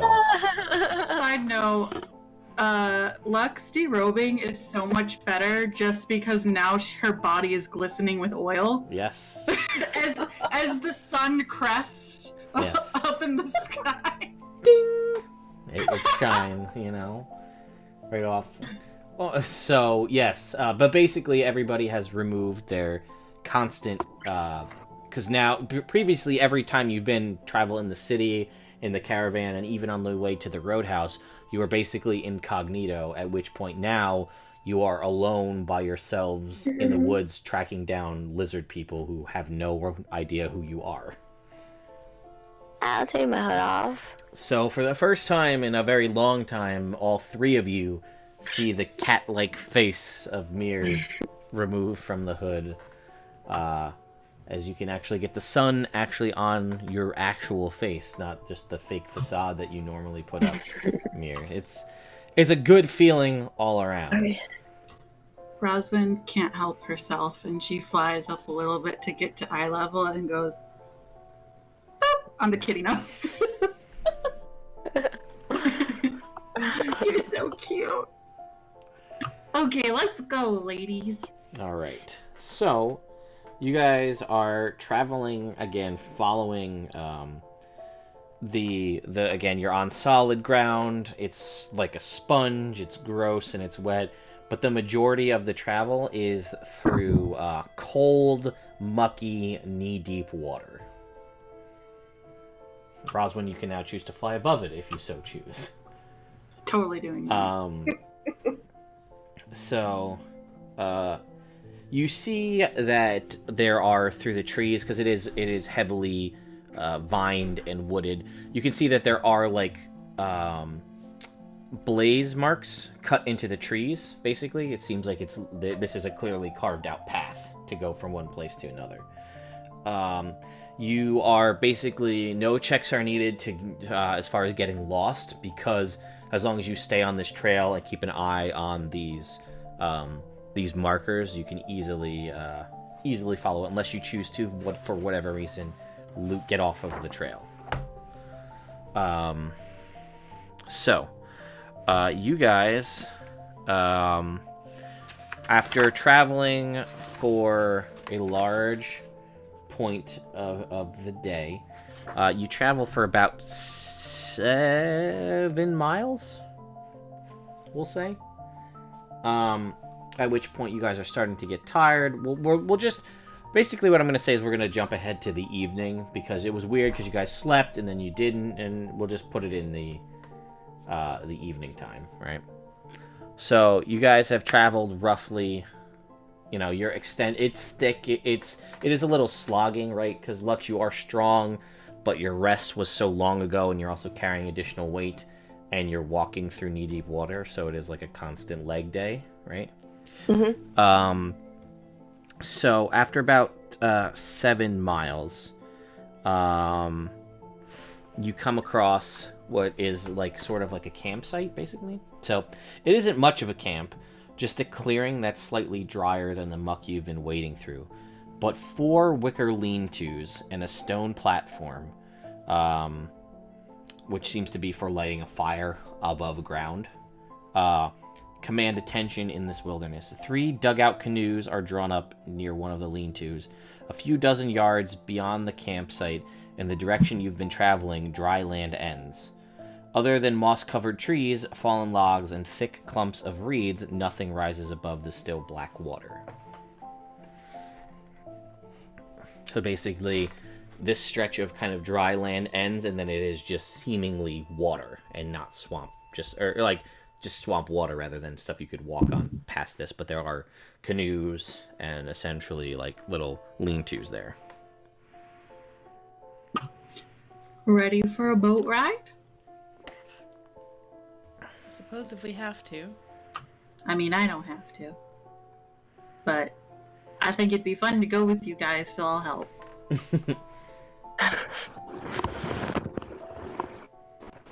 Let's go. Okay, so you guys are going to make it towards us. Are you being stealthy as there are huts there? Oh, there's huts, yeah. Yeah, there are, what did I say? There are 4 wicker lean-tos and a stone platform for lighting a fire above the soggy ground, and there are 3 drawn-up canoes near one of these. And then, like, a few dozen yards beyond it, it's just straight-up water. Oh. Yeah. Are they like 2-person canoes or? You get the single Pocahontas canoes? No, you get the feeling that you could probably fit about, I don't know, 2 to 3 people in a canoe, depending on their size. Oh, okay, well then you guys can go in there and I'll fly. Okay. So you guys make your way into the camp, stealthy otherwise? Mm-hmm. Okay. Just keeping an eye out for anything of interest. And any traps or anything in the campground. Okay. As you guys make your way into camp, you see, or get closer towards the camp to get a better look at it. You see, lizardfolk. There are 9 of them in the camp, which you kind of looking them and the 3 canoes, you figure could probably put about 3 in a canoe, right? And they seemingly are just milling about this camp, starting to to light a fire and like basically kind of like doing their own thing. Like they don't see you yet. Do we see any like the boxes or anything that they were transporting? You do not see them. No, here you do not see them. Well, do we want to try to interact with them, or do we want to try to be sneaky? Because if they see us when we're paddling away and they start shooting at us, it's gonna suck. Do we want to try and just In favor of sneaking. talk our way out of it? I don't know. You do know, just from being in the realms, that lizard folk are intelligent to a degree. I mean, they are sentient creatures. Sentient creatures can be reasoned with. Guess Lux and Odella, you guys can make me history, insight, something along those lines to try to get an idea on what you know about either insight on like the general feel of a lizard folk person, or history just about knowledge of them. Okay, so that's those are good enough rolls. So you know that they are a tribalistic culture. They can be reasoned with. They are excellent scavengers and makers of they can make things with, they typically use what they kill, like they won't leave anything, like nothing will be left behind. Basically everything that they can use will be used. And you Not also inherently evil, though. not inherently though. No, but more on the neutral side. But potentially have the ability to be swayed. They also are a completely literal race. They do not understand sarcasm. They are the Drax from Guardians of the Galaxy, if that helps. So they don't understand sarcasm at all. Everything is very Gotcha. literal. You both are aware of this, so. Okay. Just gonna refresh the appear-in real quick for everybody on the stream, but you guys can keep going, so. It's up to you guys whether you want to sneak past or. I mean, I think you can do I feel like it. I feel like they're gonna notice when a thing disappears, and then I agree Yeah. with Roswin. It's gonna suck when they start shooting at us. Well, maybe we have something we could probably trade them. I have so many trinkets. I yeah. have crystal balls that that show the next day's weather, which is what Druidcraft does. So we could give them that. Something like that, at least for the boat, so they won't. Yeah, I don't want to just steal from them. Yeah, you basically get the feeling there's no way you're going to be able to easily get their canoes without them seeing it, because, like, the way that things are set up, you have to basically walk through the camp to get to the canoes. Okay. Mhm. Well, let's talk to them, I guess. Who wants to talk to them? You all speak their language, so We all do. you do, so, Let's just stroll up then. okay, is that the plan? Weapons drawn in a, Nope. Nope. Casual. Cash. Just straight Super cash? cash. Mm-hmm. Okay, alright. So, you guys... I mean, Luck's still terrifying, like... Make your scarf wave hello so that it doesn't seem threatening. I don't know that I can tell my scarf what to do, but I will When you guys let get it know. closer to the camp, it is more solid ground, so you could put her down in a not muddy area. This is basically the first stretch of seemingly dry land you've seen, in basically since you exited it into the swamp. Okay, yeah, I Better to put on the ground. yeah, I find a spot, put her down. Okay, you put her down on a dry spot. Yes. And yeah, you guys basically work your way through, and if you guys are not being stealthy, they will see you. I'll just wave as we walk in. Hi. Do you say In Draconic. In Draconic? They are. Well, is there anything else anybody's doing before I jump into what they say? No, I think it's the best bet not to startle them. Just kind of like, hey, sorry, kind of thing, whatever. Just trying to be non-threatening. Correct. Gotcha. Okay. Yeah. So everybody's assuming their most non-threatening posture and pose, and trying to come across as, friendly as possible. So you walk in, and everybody, you sort of hail them, hello, hi, in Draconic, and they all turn and they stop what they're doing. The fire is like as they're striking it, they stop and they look, and they do seem quite shocked to see anybody here.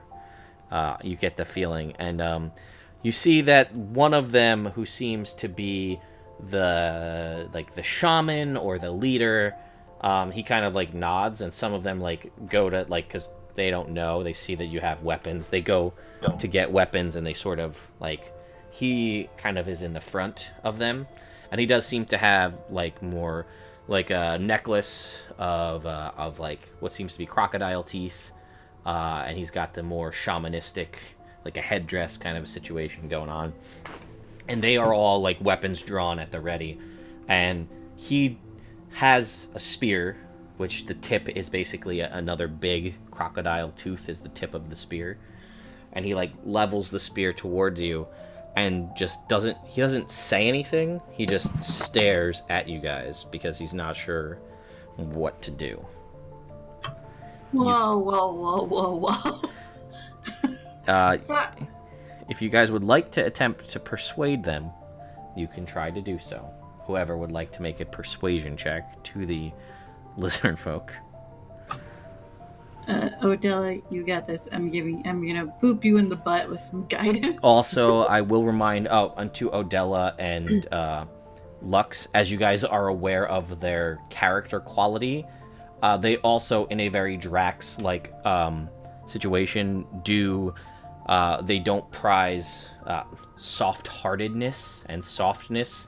They're tough creatures, they're literal, but they also take pride in, people like strong characters. Like, these are the kind of guys that, like, if you had a weak handshake, they'd be really bummed out about it, you know what I mean? Like, they look poorly on soft-hearted creatures, I guess. Knowing that, I'd transfer that bump on the butt to Lux. You can. They are still open to persuasion, I should say. Like, it will work. Persuasion. Yeah, but I don't know. I feel just like have Lex aid you by standing behind you. That would work. I would allow that. Alright.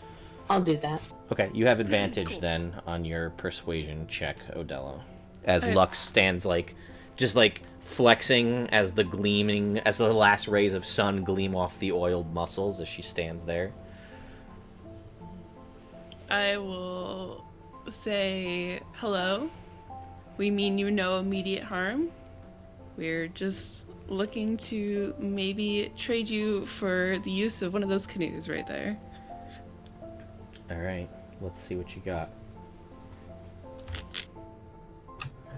I will give up. Can I give up my watermelon baby? No, I'm just kidding. I'll give up my crystal ball that tells the weather, and I will give 3 of my jars of peyote. Okay, before we get into the gifting, we've got a 16 on the roll. 17. 17? I'm sorry. Oh, right. Yeah, because we all get +1. Y'all get +1. Do not forget that, because that may come up again. Probably not based on the time, but we'll keep that in mind. Which I also forgot counted for every other roll that we've done so far. They do seem to warm up to you, Odella, whether it's because of your persuasive nature, whether it's Lux's bulging, swole AF muscles behind you, you're not sure. But it works, right? So they will actually invite you into their camp as they make a fire and they are cooking, dried fish, and they have some birds that are smashed out flat and drying in the sun, on rocks, the typical lizard folk swamp type affair, birds and fish. They do have a decent hunk left of a crocodile tail, which is a very tender, good meat, so they have that as well to share. But basically, they will reveal to you, you basically seem to win over the shaman, who will reveal to you that his name is Snapjaw. And Snapjaw tells you that he is not happy with their situation at all. He's actually quite unhappy. And he seems to look at you guys and your weird attire and your strange demeanor and outfits and all of this, and basically he's going to converse with you guys, and he thinks that you're the key to their salvation. He will tell you guys that the dragon kneelers, they've been using his people to cart their shit all the back and forth to this castle nearby. And they never see it again after it goes there. He says, they pay us, he's like, they pay us in this, and they show you basically steel blades, just like regular steel blades, and they're like, and magic talismans, and they hold you clearly non-magical talismans.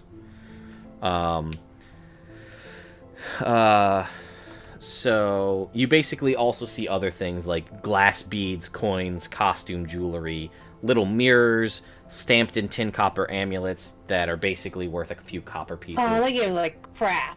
Yeah, basically they're this is they're giving them shit to do their work for them, basically. Ugh. And like these don't even warrant rolls on the trinket table. Like they're that low, right? They're not even that good. And Snapjaw will basically eventually, as you guys all sit around the fire and potentially share of Roswin's peyote as they seemingly invite you into their circle, he basically will tell you that he believes that you are the key to driving out the cultists and slaughtering their bullywug allies. See, this is what talking to people gets you guys. But now I'm mad that we didn't kill those bullywugs before. Which you guys are familiar with as you have seen them. Weird anthropomorphic frog people, which you do know are typically inherently evil. Bullywugs. So basically he says that he'll basically regale you with the story as you guys toil the evening away in relative safety, as they do have people on watch. Here and there I will like interject with, how dare they, and like they're laughing at your strength, and like all this kind of like underhanded, like maybe like rile them up kind of thing. I would say like my eyes will flicker back and forth. Okay. The gold. Yeah, they're definitely, Odella's just ostentatiousness seems to catch their sort of eye for, they are still lizard type people, so that catches them. And Lux's just overall aura of strength, they do seem to, they accept Roswin and Mir, but like Mir looks like a cat, so she's like, they perceive her to be soft. And Roswin is food, and Roswin is pink, but she also had basically weed, so they're on board with that. Like, they're like, all right, there's a trade-off there, I guess. But also Mir has like a dead stare of a murderer, sort of. So there's a little bit of like what's going on, as we know. Both Veronica / Liz / Mir also, they all just love murder. So, as the quote says. But basically, he tells you that, let's see. Basically, he also will tell you that he doesn't know, he asks then what you guys are doing here. What brings you here?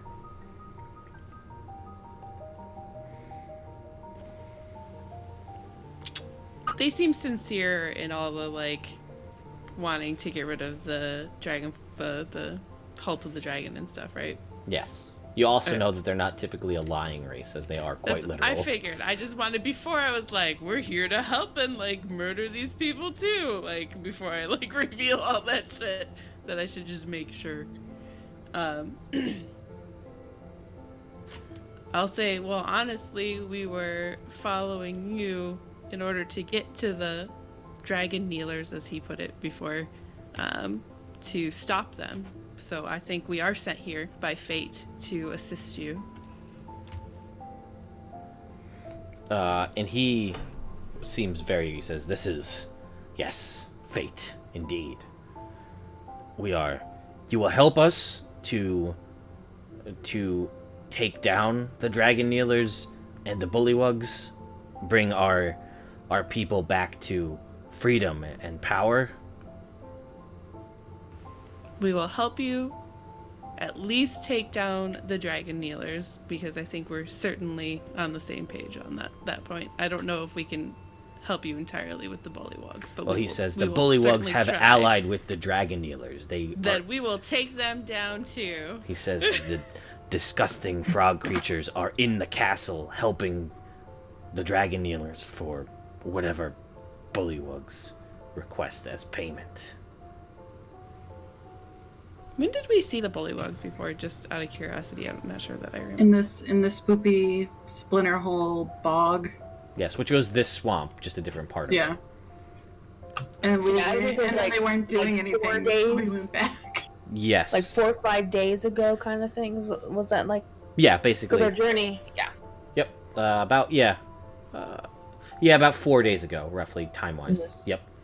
And I think they were just like being weird and wallowing in the mud and being gross, and you guys were like, and we're just "No, gonna leave let's them. Yeah. Oh, Della was very big on not going near the muddy frog people, who They were smelled smelly awful. and Yeah. gross, and I Mhm. was like, they seem like they're just having weird fun. Let's go. Cool. Yeah, I will tell them that we're here to help, and we will see the destruction of the cult and the dragon kneelers and the bullywugs. And he says, this is great news. He says, in the morning, we will leave. And let's see, there are 4 of you. He makes 5. He says, me and 2 of my strongest warriors will guide you to the castle. We will row you there in our canoes. Is that cool with us? Perfect. I'm down. Okay.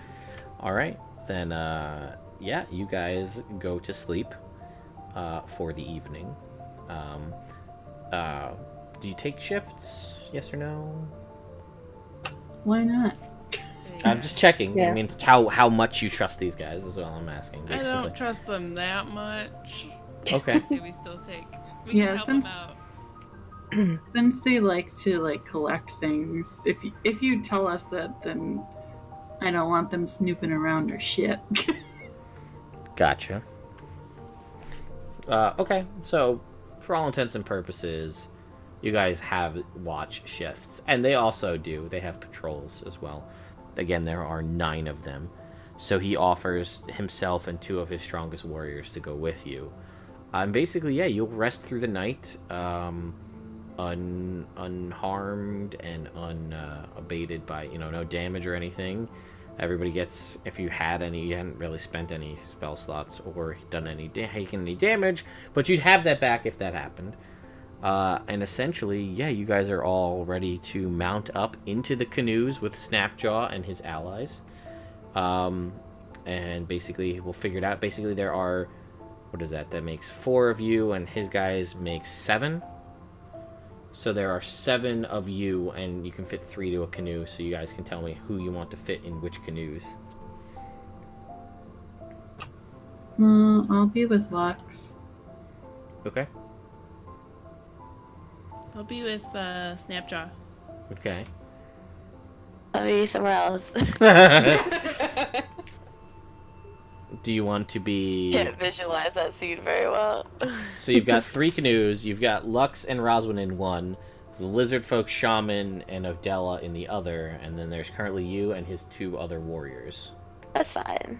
So Yeah. you guys are gonna, the 3 of you in the other boat? Mhm. Okay, so the 7 of you will paddle out away from the lizard folk camp, heading towards this castle he told you about. So and he basically have also told you that it needs to be made by canoe, just due to the way things are set up. Yeah, I think that's a pretty good point to call it for the evening, as we're pushing time here. So, Man, now... I'm so glad we didn't kill these lizard folk people. Me too. Because I actually played this before, and we murderized these lizard folk people. Aww. I feel real bad. Again, we only had one person who spoke Draconic, but he was a fighter, so he arm wrestled them and then won them over that way. But Hey, that works. hey, whatever works, right? So I just am imagining everybody in a pile, looking up at the sky with peyote, speaking in essentially parcel tongue, thinking about their spirit guardians. That's pretty great. I mean, again, there's opportunities for fan art abound. That's all I'm saying. Just, can you imagine, basically... it's this, Also, I like to imagine the different before you get to that point. Like the circle scene from that 70s show where it just goes around to each person sitting in a circle, but it's like you guys and then every other one is a lizard folk. Like I know Jill's not laying on the ground. She definitely laid out some like nice like silks out or something first before she like sat down. So thank you, MJ Lorkler, for the follow. And we lost Liz out of the video, which is fine. Sporty/baby spice. Correct. Oh, no, she's back. Anyway, yeah, I think we're going to pretty much wrap it up at this point, guys. Thank you so much to everybody who came out, everybody who's still with us in the chat, all of the new follows we got as well. Thank you again for all of the trinket-based donations. The girls appreciate it. I do on a lesser extent. We have fun. We like getting trinky. Getting trinky with it, indeed. Yep. Wait, are we not doing that? I mean, I was thinking it. I'm glad you vocalized it. So, All right. yeah, I think we're pretty much gonna wrap it up here, guys. Tomorrow, I'll be back with Tomb of Annihilation again. The party is in the final tomb of the game. That'll be tomorrow night. Also, I'm putting things... yes, Mud Puppy, I'm well aware that I am showing up to help the party in the next combat. Literally Ted It's is helping Ted. us. Yes, it is me. I am helping you next You're combat. gonna be so useless, though. Well, we've already... Are you gonna be a bard? You're We a established that I'm a bard. Uh-huh. So, Okay, that works. there's that. So, And not you just... do have a trinket. I do have a trinket. And I mean, real world Ted is relatively skilled, is actually pretty well skilled with a But yeah, bow. you're a good archer. So He's I've not got... useless at all. I was gonna Are say, you I've gonna got... be a valor bard? I might go with one of the new ones, potentially. Although the new ones is like, you're a pop star, you're just an awful villain, or you focus on a sword. So really none of those work. So maybe Valor. Well, I know what Ted's doing at work tomorrow. Yeah, right? Exactly. Not focusing on work.